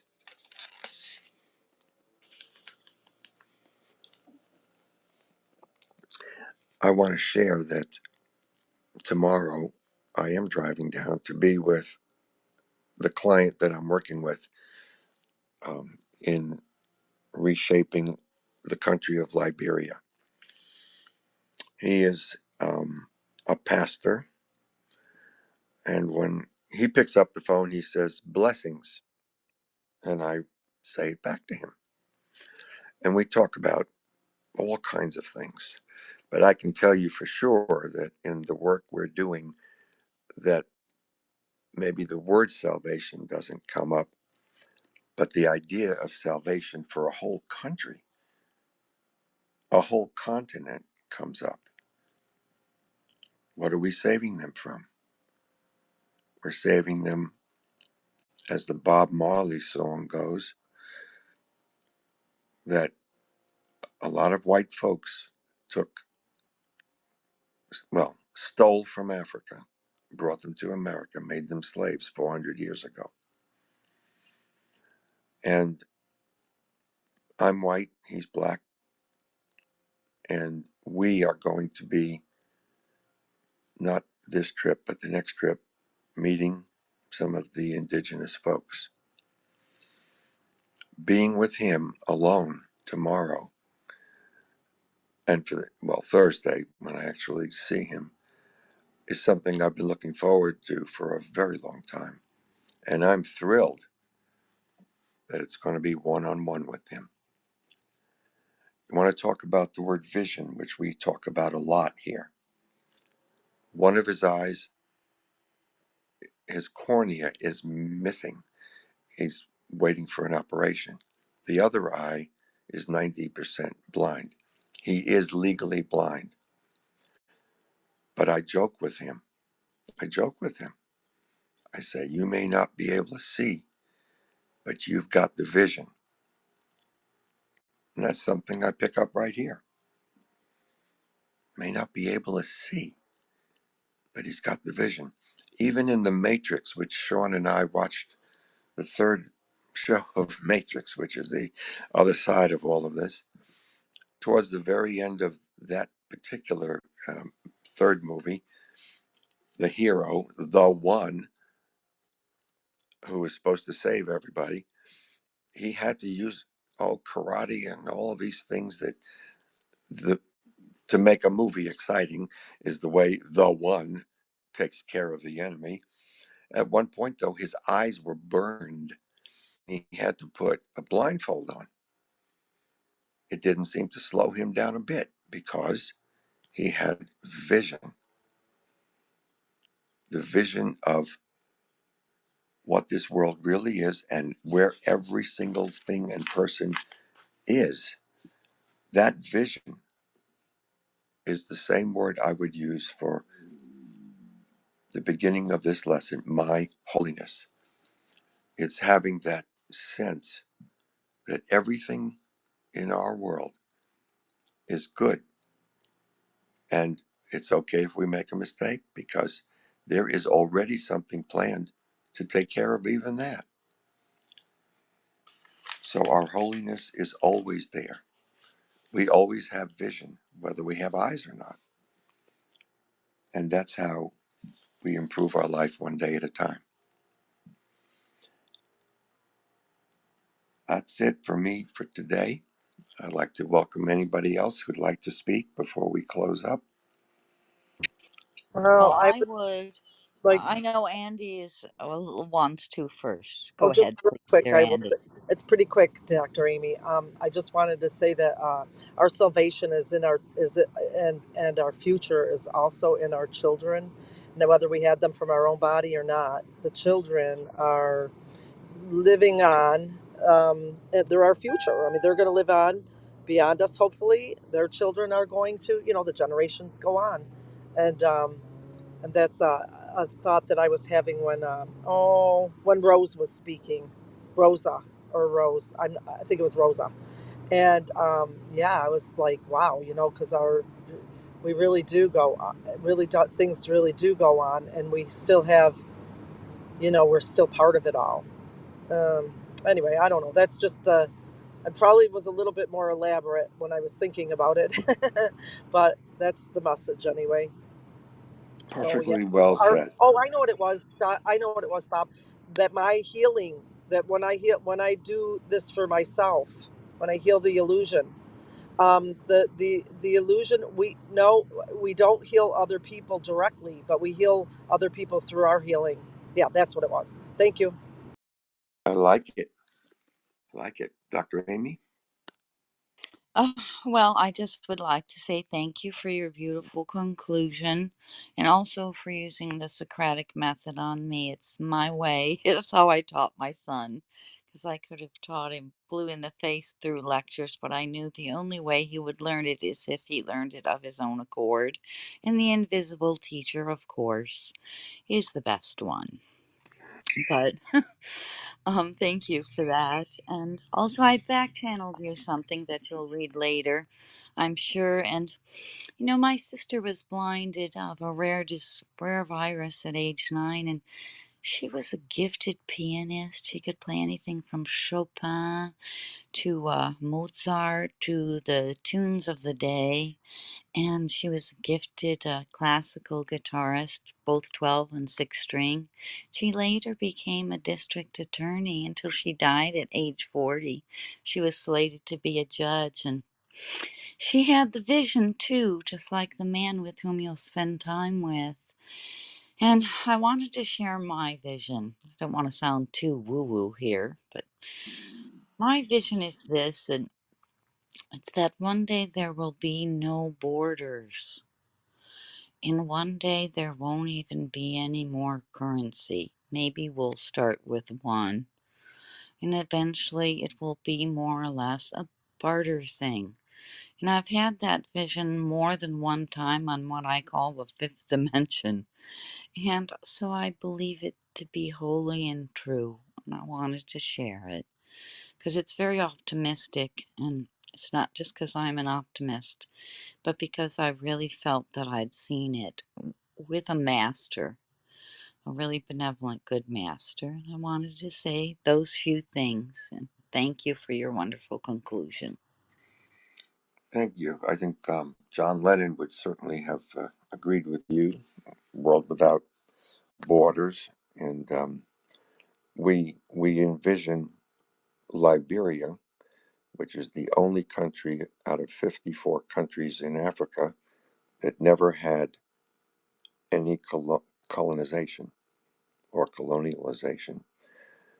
All of the others have already removed many of the valuable minerals in the ground on which they walk. But it's been saved and safe here, and we're planning to, because Pastor has now put together a trust of hundreds of square miles of land. His great grandfather had been a tribal chief. we're organizing so that we can extract the value of the land and build a new country and use that money in the most benevolent way we can, sustainable way we can. That's one of my architectural calling cards as an architect. And there will be aquaponically developed food, which will give every single person in each of the vicinities nourishment on a daily basis, the minimum nourishment requirements, because it produces fish food and vegetable food 24/7, 365 when you do it aquaponically. And we're going to be able to save water and have it to be totally potable in the vicinities that we're developing. And I believe that it's going to set an example for the rest of the continent that it can be done. Nobody has to starve. Nobody has to get sick from dirty water. Nobody has to be without energy. We're going to use solar energy, sustainable things wherever possible. We're going to have broadband. Right now, there's just dirt roads.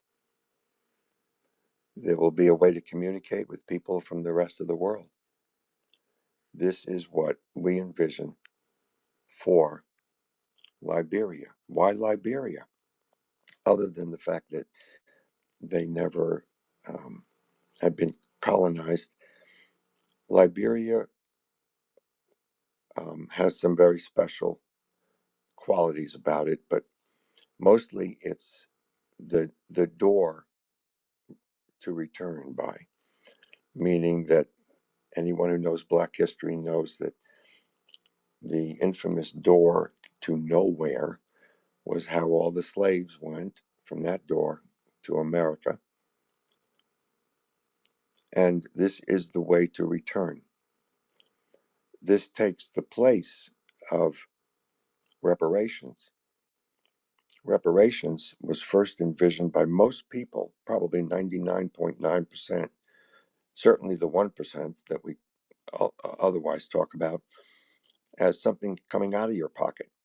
In this case, it's just an investment to allow a country to be self-sustaining,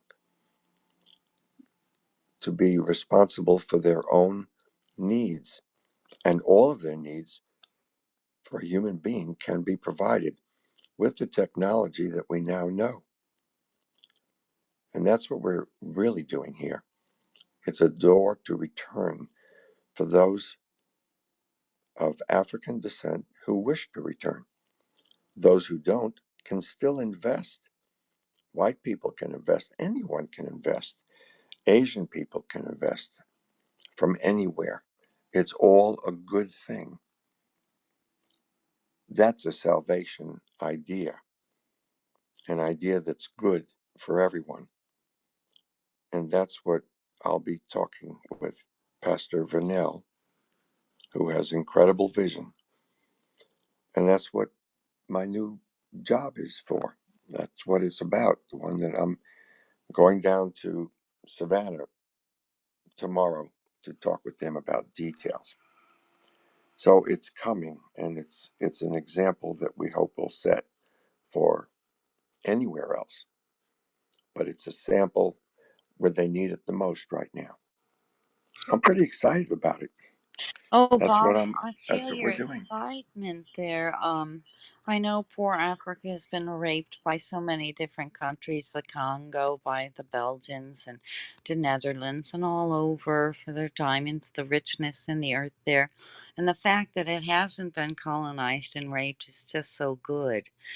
But I do have a question. You said there was a trust set, and I know it would be a benevolent trust. Is that meant specifically only for those who live there, or for those who would like to have reparations from whatever slavery 400 years ago? I would like to ask that question Good because people question. have been enslaved since the time of Egypt. It's nothing new.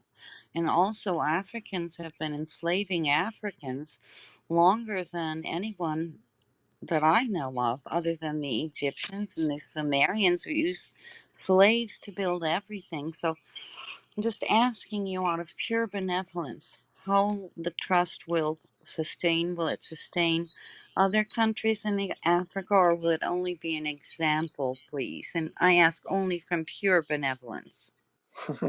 That's a great question, and I'm happy to answer because I've also thought through this a lot. You can tell. Um, I think this is one of the biggest miracles that could possibly come to the planet, frankly. I'm thrilled to be a part of it. When I think of the possibilities of what this can mean for so many people, the trust is simply something that Dr. Cutter, or let me say it, Reverend or Pastor Vernell Cutter, that's his name, because he was a tribal chief, his great grandfather was a tribal chief. He's one of the few people in the world that the indigenous people in his area trust. It's funny that word came out again. But this particular trust is the fact that they have deeded over to him in this trust ownership of that land. That's what the trust is that I'm referring to. Because without that, we would not be able to organize on a larger scale to be able to extract the gold and diamonds and other things that are there. There are many other minerals, um, and get that value, which my brother, who is a Harvard MBA, is the one who is going to be doing the financing. He doesn't have the money himself, but having run 80,000 of the people who worked for Mobil Oil from the time he got out of college, not immediately, but within a few years, he has learned over the years, and he can organize it, and I trust him with my life. And he will take that money and it will be reapplied to improve the living conditions of the people who live there. People can come to live there from elsewhere, and of course, will be invited. There will be work for them, there will be housing for them, there will be hospitals. Right now, there's hardly anything. Monrovia is the capital of Liberia, and it was named after our fifth president, James Monroe. What he did was to try and repatriate the slaves. He gave it a shot when he was president. It's still 100 or so years, 150 years of slavery there, but it didn't work out because a lot of the people he sent were not necessarily the best examples. So it just never flourished. Now, with this vision that Reverend um, Vernell Cutter is bringing, he met with me. I told him about Course in Miracles, and he signed me up, so to speak. This was several months ago. And we've been slowly building up to the point where right now, I put out a letter last night.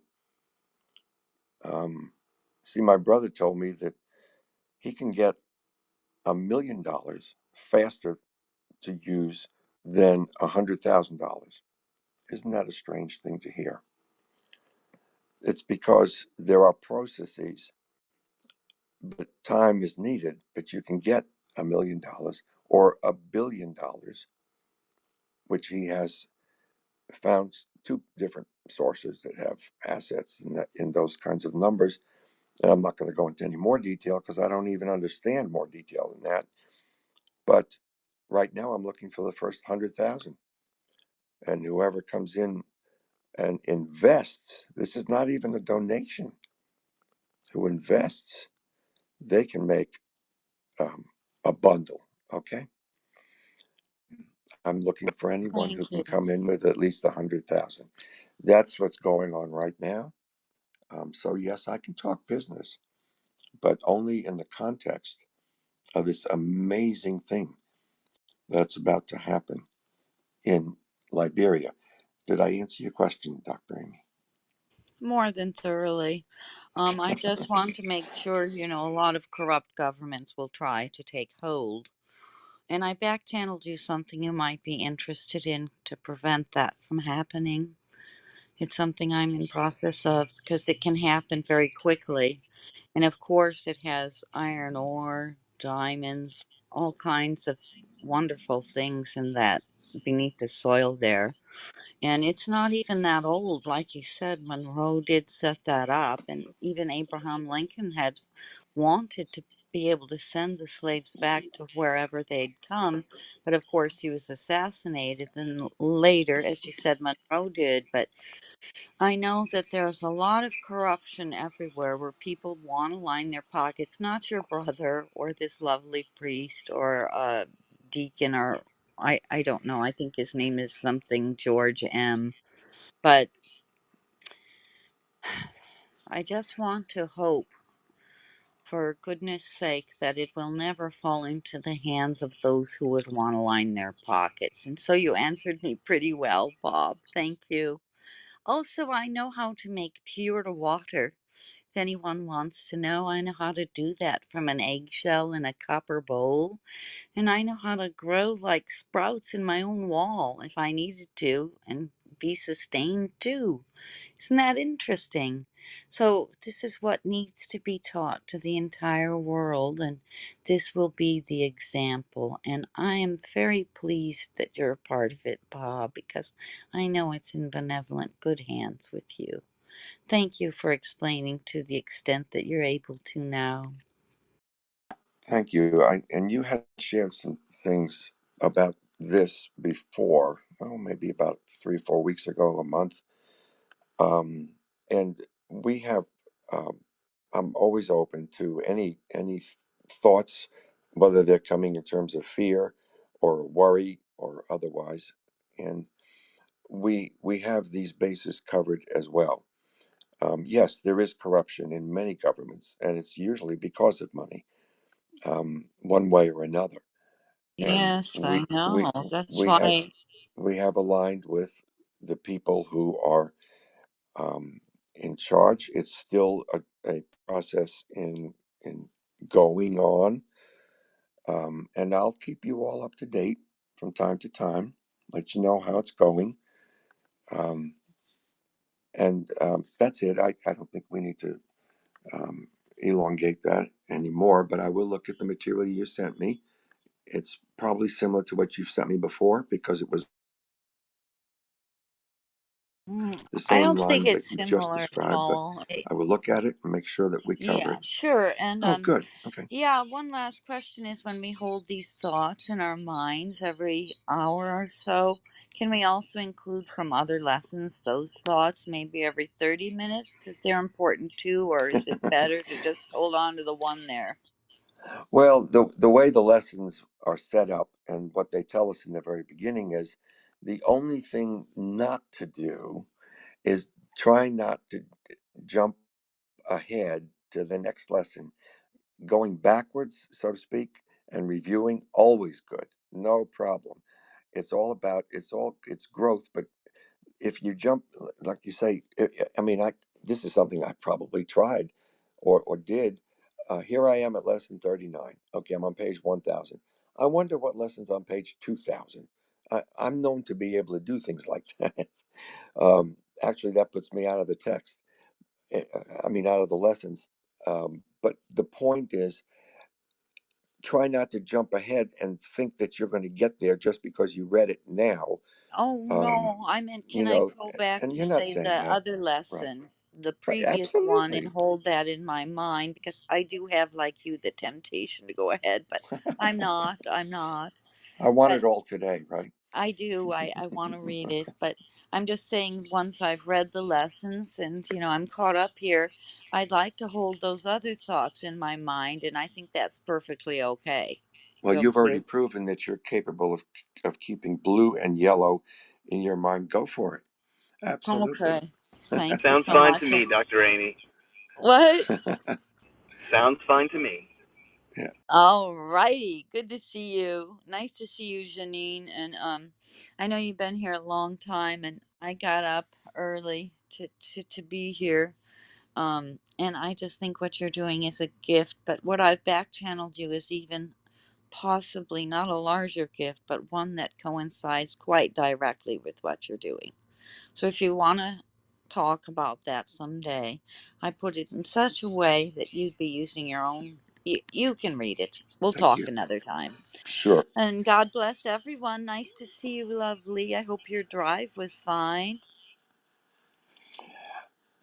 Okay, thank you very much. And I'm going to It just was. give us It Lee. was, What's thanks. you have What, already Papa? dropped Adriana off Yes, at the airport? yes. Already, she's already Okay. had another miracle. Oh, right. There was Really? yeah, she had 3 flights in front of her, and some weather happened, and so now she's just going straight to Houston. So she's one fewer flight. It's amazing. Good. All right. Well, what I'm going to do now is just really count down, keeping it simple. I don't have control of music and stuff, as Lee usually has, and will have You, again you don't tomorrow. you don't have to close it. I can't stop the other side, so it's it can Well, I stay can open. leave quietly, and that's about Yes, it. you can. Oh, I see what you're saying. I can leave quietly, and Both anybody of me else. are stuck in here though, so you can Okay. go have a Well, great you're in day. the car. You're in the car, so anybody Yeah, who I'm wants not to stuck. continue, sure, go for it. Have to go and prepare for things. So thank you so much, everybody,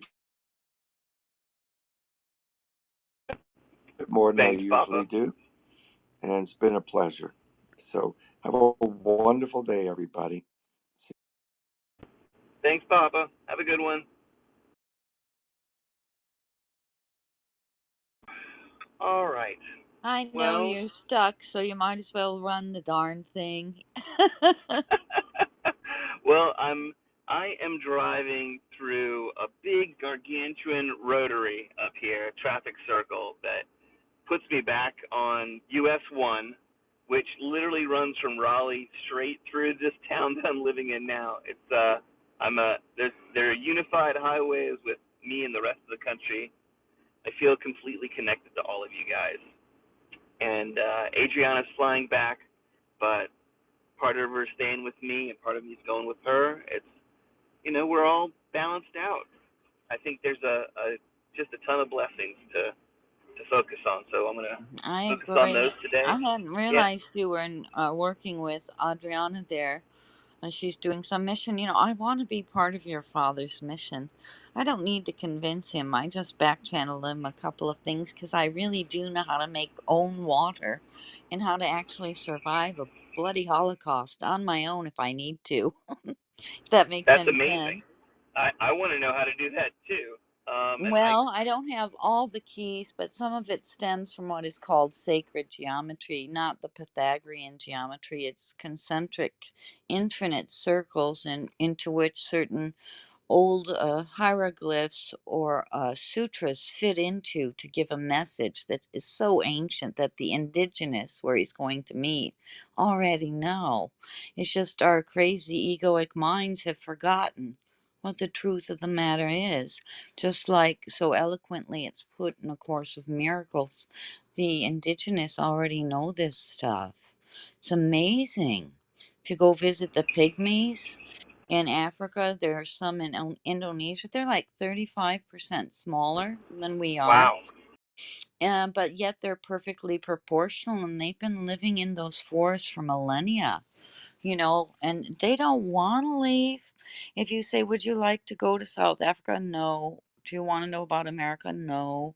They're perfectly happy indigenous peoples in these pygmy groups. And a few people go and do documentaries because it does involve a lot of hiking through, pretty dense jungles and stuff. You can only take an SUV or a Hummer so far to get to them, but I don't know. They do communicate to us in our dream states. I do know that. And Wow. yeah, I've studied the different dream states. I have an immense body of knowledge in me. It's too much, really, but yeah, the alpha, theta, we're always in the gamma, or if you'd allow me. Um, I don't like to push anything down anyone's throat, but everything I do talk about, I've fact checked at I least I twice. feel I feel like there's a place for everything, and we've talked through our lesson. Yes. I spent a good bit of the weekend working on a big Excel chart with Adriana that takes Oh, the really? rainbow and breaks it down in terms of the chakras and sacred geometry, and Oh my um, God, so you has already layers of lessons. know. Sure, and I brought we've got the Course in Miracles in there as well, and a whole bunch of other types of energy work type stuff. So I think there's a lot of That's alignment, and it helps to see amazing. things. I think it helps to see things in a bunch of different layers and on the different levels that we talk about. You know, the Oh, that's world so is both beautiful. really complicated, but ultimately really, really simple. And so figuring out Mhm. those patterns and how to use the patterns together, I think that's the harmony we're looking for in life, that we feel inside of us at deeper level, we sense inside of us at deeper level. They grant So us you vision in already certain know ways. that stuff, and you know the beta, alpha, Yeah. theta, and delta states, all of that, and you know the concentric circles and the fractals of the bent light, which makes the color of the rainbow, and why we only see it from our position as 180 degrees. It depends on your GPS, particularly Yes. if you see it Yes. as a full 180 circle. degrees factors heavily into all of this. It's right side up and upside down and blended all I between. know. Yep. But you do know, depending on your geographic position in the world and your elevation, you can see the rainbow in its full circle. I don't know if you know that. Yeah, I've seen some amazing pictures of the people that, you know, if you're up on the edge of of a mountain, a lot of times you can get to see at least the curvature go beyond the horizon. But if you're up in a tower, or if you use a hose, you can make a rainbow and, of course, See see it. that it is a perfect circle, and I it happens at know. 23 degrees off the center. I'm just so glad to know that, what I know, you know. I mean, wow, that's marvelous. Well, I'm And sure it's not a complete overlap. There's already some stuff that you said that I'd love to know about that. The, but I think there's value for I've everybody, and seen my the dad full certainly one. wants more people in. So you probably You could have be. to go to at least 5,000-foot altitude at a certain time of day after rain. And I'm near Mount Palomar. I've been in the complete circle of the rainbow, fully encircled Ooh, by it. And that's boy, did cool. I feel great. I had no idea you knew all of this stuff. I don't push it on anybody. I have room sometimes for those Well, who again, like I to wouldn't say I see, and know it. I'm open to it. I'm amazing. trying to figure it out, and I would say that it doesn't make 100% sense to me, but I certainly am trying to allow it to make sense and allow, I had a lot I have a ton of skepticism that And well, I'm you should. sitting with, and allowing it to exist too, and allowing the questions to be answered and not try to push anything. I'm in the process. That's wonderful. Yeah, I've learned about the sacred geometry and also some of the original languages because ours is so diluted. That's what I was trying to speak with your father about. It's so very diluted, and all the religions and things have become so diluted over, the translations and the epics of time, that all those monotheistic religions are really diluted, really. If you go back to the Dead Sea Scrolls, and I've only been able to date this back 36,000 years, and I definitely fact checked it. The 11 universal laws, you probably are aware of them. And all of that predates any of the monotheistic religions and even the Vedic sutras, which are, pretty ancient in India. And these symbols fit into the concentric infinitesimal circles of what I'm calling, it's really called the quantor, not sacred geometry, but it fits right in there perfectly where the lines form, not just the circles. The circles within the circles form lines in which these hieroglyphs, or what Sanskrit uses. Oh, I forgot. It's not hieroglyph, but at any rate, a different language that's so much more pure that we'll one day be able to speak to one another more directly, because ours is so diluted. And so that's interesting. You could put your mind to that one. I Hmm. wanted to add something. Go ahead, Me, Janine. yeah, it's really interesting that you and Adriana are doing that. Because what's happening in my life when I pop out of here, um, it's at about 7. Is because I am studying Breath of Fire with Club Kundalini. I'm becoming a Breath of Fire teacher, and I find that the meditation piece goes hand in hand with what we're doing with the Course in Miracles.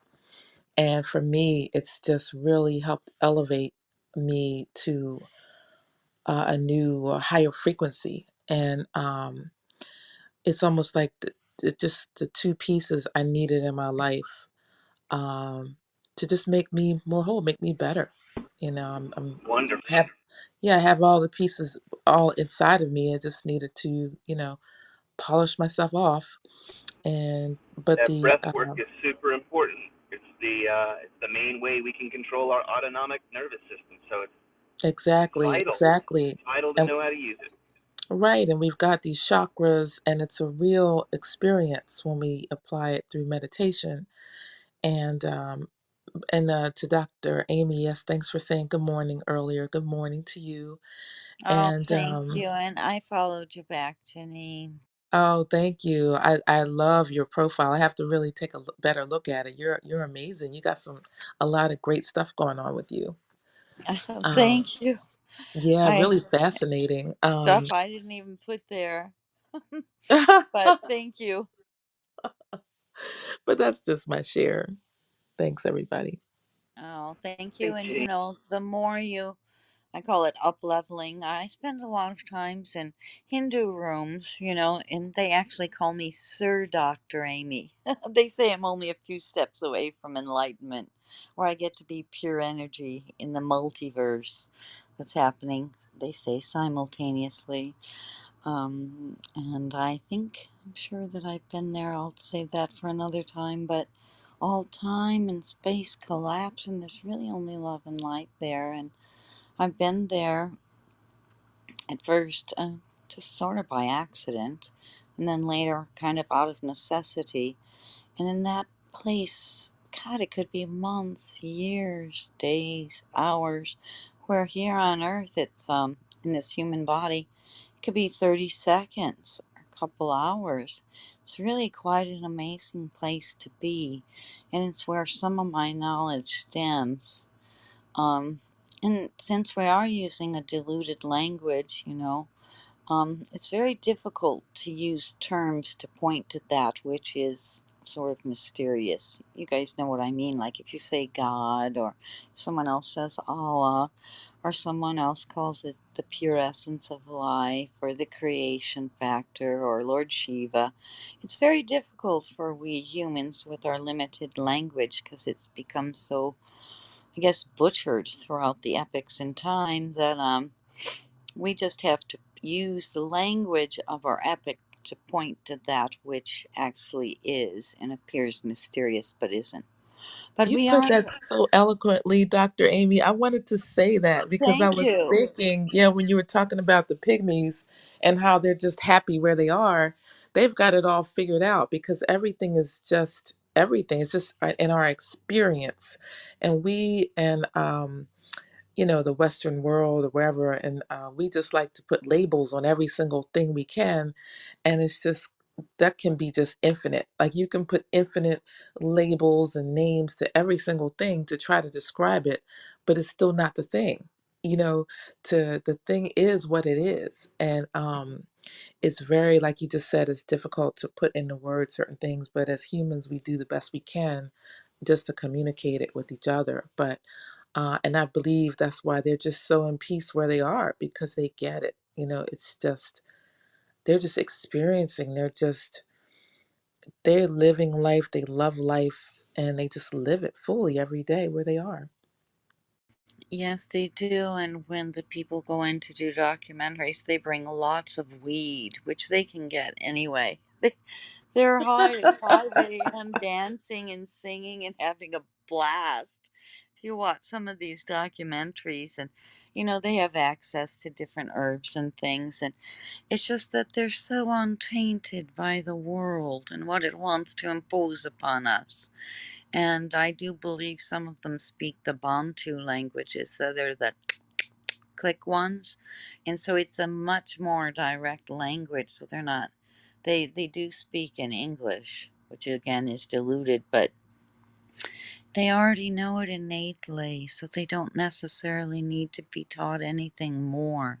But I would say it might be difficult for a Westerner to go, abandon everything and live there because, well, your mind, about 64,000 years ago, we had to take a leap evolutionarily from Neanderthal large brain to what is now the Homo sapiens, which is also more a hybrid of Neanderthal and Homo sapiens. We're the only genus under the genus Homo human that survived, and so we're a hybrid of that.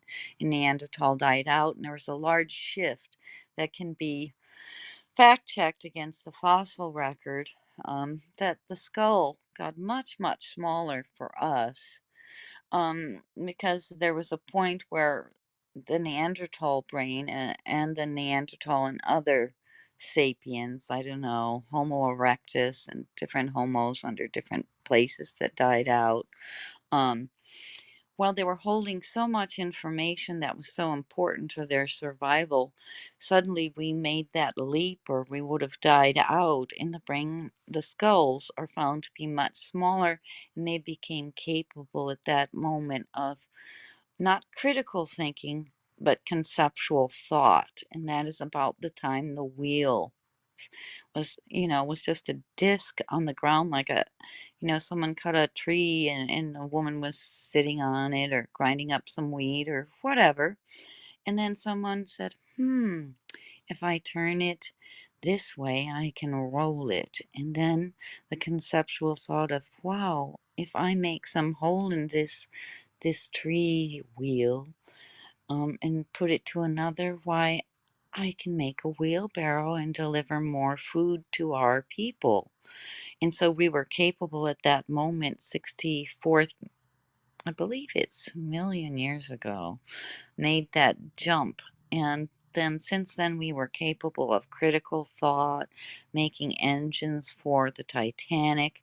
And it's gotten to a place where that ability to have critical thinking has gotten so much in the way that it's become that egoic mind prison of lies where we lie to ourselves and have fear. And that's all I want to say about that. Thank you. Thanks, Dr. Amy. I'm so sorry the music started. It seems like for some reason every time I dictate something on my phone, it kickstarts Spotify on my computer back at my apartment. So sorry about that. But hey, Oh, Celia, it's no welcome. problem.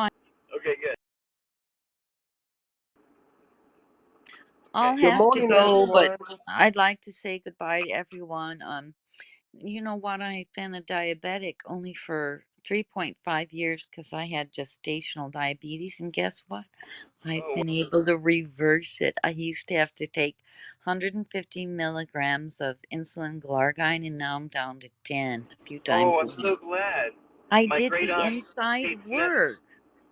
Yeah, it's What? amazing what you can do with your diet changes. My great aunt Kate Smith went into a diabetic coma for 7 years, Oh and my it took gosh. her completely out and ruined the rest of her life. I really only knew her after the coma, so I was in a diabetic brief coma briefly, and I don't know, I met a lot of interesting people during that period of time, and you mean um during the coma? yeah, yeah, it's true. You don't ever want to say anything negative around someone in a coma because they can hear exactly what's being said. I can tell you Boy, I that. think she had years worth of people saying negative things around her, Oh unfortunately. no, that is a Um, bummer for her. But I know now that medical doctors will step aside when they discuss your case, or sometimes family members are told by physicians don't say anything negative because they can hear you. And it's absolutely true because I was only in that coma 6, 7 months. During that time, my husband, delightful man he is, did divorce me and rob me of my millions, which was really rotten. But I got up out of that coma and got my child from school, so it didn't hurt me one little bit, really.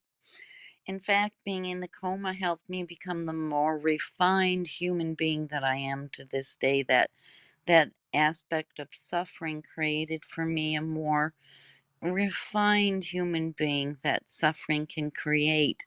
And that's why I don't reject it always, because sometimes it is there for a reason to create a more refined, finely hewn stone, if you will. Thanks for letting me share that. But now I'm down to just maybe 10 or 20 milligrams of a different type of insulin a few times a week. And it wasn't That's just through phenomenal. diet. Wow. I think it's when I went in the astral planes and met with the masters, where the time and space collapsed, that I was able to heal myself. I know that sounds weird, but anyhow, Hey, if it I'm works happy and for you're it. taking less insulin, that's phenomenal. I think that's absolutely wonderful. I'm willing to keep listening. So I know you got a busy day. Go have a wonderful day. And David, if you want to take some time, you're welcome to. Janine, anybody's willing. Oh, I'd Looks just looks like I like got to a say bad. hi to David and goodbye to Janine, to you and Bob. If I can be of any importance whatsoever to your task, I would be up for it. In any way, just so you know. Thank you so much, everybody. I have to go tend to a couple of other things and did get up very early. And thank you for holding the room so long. Have a great day, Dr. Thank you, Amy. Dr. Amy, for your Bye, work, Dr. Amy. for all Oh, the thank experience and you. knowledge that you have to share with us. And this I panel don't is share it. wonderful. I don't share it because it's for, well, I used to run rooms a lot. I have maybe 100, 300 people in a room, and I would put up certain divine laws that I'm aware of and different things and the Quantor. But I didn't push it, but if anyone would ask a question, I would immediately answer it. But I wasn't there to push it because you can't. It has to, the viewer or perceiver has to perceive it and then up level from there. So I was doing that so much, I wore myself out. It became to be a sacrifice. And I thought, hey, wait a minute. This isn't right. I'm not supposed to sacrifice that hard for everybody because they all have it within them. So I don't do it as much now. Thank you.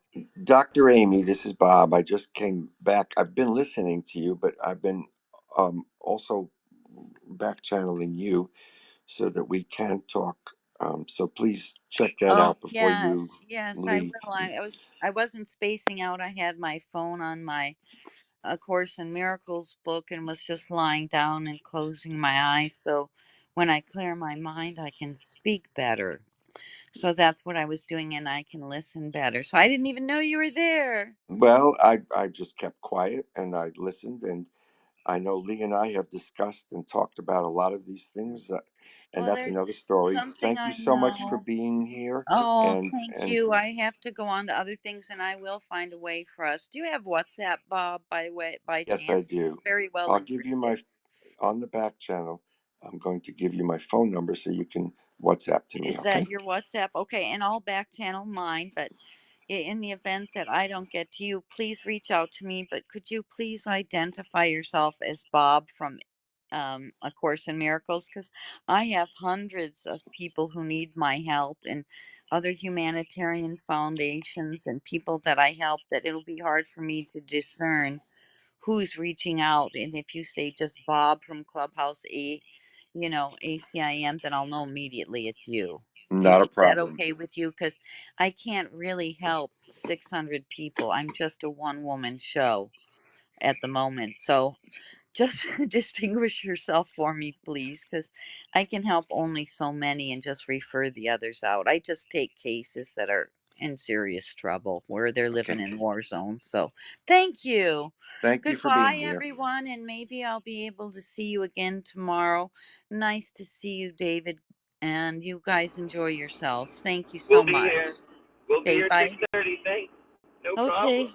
bye bye. All right. Boy, what a great session today was. Dad keeps telling me to get better every day. I got to agree with him.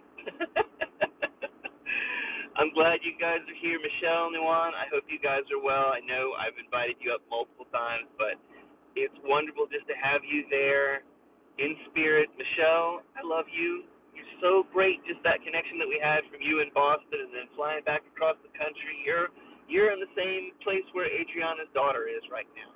She's going to be on her way back down to Houston right now. So it's all working out. I'm just grateful to everybody. David, how are you doing?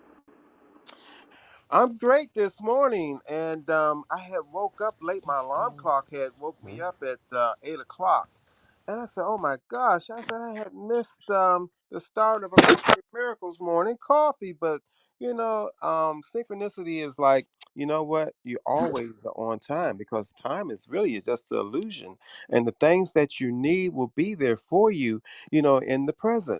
And I tell you, just the day has just been so wonderful listening to Dr. Amy and listening to Bob. And I said, it's just a wealth of information, knowledge, wisdom, and for We are all of all it to over the be in place, this aren't we? class. Oh my gosh, A In a Course in wonderful way, Miracles. but we are. We're kind of all over the place. But it's definitely a wide. We're casting a much wider net than I ever have in my life, and I'm out way outside of my comfort zone. But I'm also, man, I cannot deny the miracles showing up in my life. I got a sister that I didn't have this time last year. I'm in a different. I'm in a very different living situation. I have more time with my kids. It's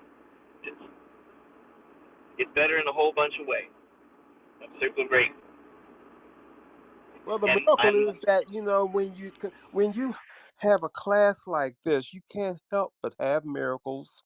You can't help but to be in a situation that you're going to have the desires of your heart, and the manifestation is going to come. I mean, the uh vibration is just so high in this room, and the knowledge and the wisdom is just like, oh my goodness, I just like to just sit back and bathe in it.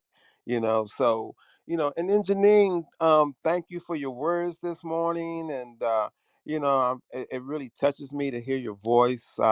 And also, Janine is the reason why I'm in this room. And also taking part in the Breath of Fire practice. She has she has uh, brought me into Clubhouse, all because she was led by the Holy Spirit to um, tell me about these wonderful rooms. And and since then I've been so much enlightened. So thank you so much, Janine. And I'm going to follow you. And it's like, they say a long time ago, who was that, EF Hutton or something, say when they talk you better listen. oh, I love that. I love that. That is true. That is true. She's Well, you're definitely welcome, Dave. Dave is an amazing, amazing individual. He's an empath and a light worker, and he's been on his path since he's a little boy. Don't let him fool you. He's very modest and very humble, but he's quite a brilliant uh, individual himself. So, thank you, David, for such kind words and sending you love and light as always. you Well, guys. thank I'm Good you, so morning. lucky. you, I'm so Lee. lucky to be with you too. Oh my God, I feel so fortunate to have you guys in my life. Oh, and Michelle too. I feel so blessed. I just want to say good morning. I had my phone closed. It's 3:30 over here when you all start. So when I got up, I hopped on, and I'm gonna agree with David. When they speak, gotta listen. And the other thing I said, at the feet of the gods, and this is just amazing. I heard a little bit of what Dr. Amy was sharing, so I was blown away. And Lee, quick hello everybody. And Lee, quick question for you: is this gonna be recorded so I can watch it, listen later? It is being recorded. It is still being live streamed. Yeah. The lead that's up there is my computer sitting back in my apartment. I am driving back from the airport. I dropped Ah, Adriana off for her flight. She was awesome. gonna be she was gonna have three flights. She had to fly from Boston to Newark, Newark to Houston, and then Houston down to Merida. And we got some fog this morning, and so they just got rid of one of her flights. She just goes straight to Houston now. she doesn't have to. She doesn't have to have a stopover. This happened to her on the way up too. It's it's kind of the craziest, beautiful little synergistic miracle to make her life easier. It's there's if I tried to tell you guys how many blessings, it would sound like I was bragging. I just don't even know how to describe it. And It's the been an supernatural. amazing. I get that, Lee. That happens to me too. I just don't even talk about it because people would think, "Oh, this chick's bragging." But I yeah, mean, when we it, live in that yeah. this life that we live, it's just so beautiful when we're open to miracles and just they become a normal part of life because that's how it's supposed to be. Well, I agree, and I am grateful and open, and I'm gonna get back to my apartment. I'll stop the recording then, but in the meantime, I'm on the edge of my town, so I'm not too far away. How's your if you do get a chance to listen, let me know if anything goes wrong. I know I've got some bumbles and stumps, but I think I got most of it within the first 30 minutes. So when you go back to listen, it should be pretty efficient. And I'd love to know how that sits with you because I didn't ever really get to the meditation like I have been because I had to jump in the car at 7 a.m. to Right. drive down to Logan. And I'm just getting back home now. So you know, I've been battling traffic. We got caught up in some traffic, and Adriana got caught up in some fear. We got stuck behind a drawbridge. and lo and behold, not only did she get there on time, but she got there so much more on time that she's going to be able. She theoretically can see my sister down in Houston. It's amazing. That's wonderful. And this time last year, I didn't even have a sister. I mean, that's the changes in my life right now. It's It's so amazing. cool. It's amazing. Um, I don't know what the future holds, but I know I every morning that I spend starting today this way has just been like just a kind of a never-ending stream of surprises and meeting the most amazing people. You guys are the most amazing people. I mean, it's it's a way of hanging out with people that I never ever would have had a chance to meet or see. I mean, Adriana is a missing puzzle piece out of my life that I feel like I have known her. She's the first person in my life that I felt like there's no denying I have known her somehow before, and I cannot explain it at all. But I absolutely 100% believe it more than I ever have in that kind of thing more than I ever have before. So it makes me be open to question everything and ready to hear, where can I get guided? The deep breath, by the way, in energy work by Uncle Michael, the black belt, he did a lesson with me and Adriana on specific energy work because we're going to be part of the healing circle come Thursday. So I'm learning more, and I'd love to know about the Kundalini breathing. I know a sip psalm about it. Just the tiniest bit. I've done some specific kind of breathing through nostrils, deep, quick breaths, long, slow breaths, really being able to slow down my heart rate and things like that. But so I guess I know a little bit, but I know enough to be dangerous, and I'd love to kind of get more of a consistent practice. Yeah, I think all of the breath exercises and meditations, to know it is to do it, and once you're in the consistency, I found since I've been doing this consistently, combined with the Course of Miracles, man, I feel unstoppable. So yeah, it is. It's just quick breathing. It just elevates, your focus. My focus is much better. I don't want to speak for you, David. I know, but David has experienced health benefits. I believe my blood pressure has gone down. Your stomach shrinks.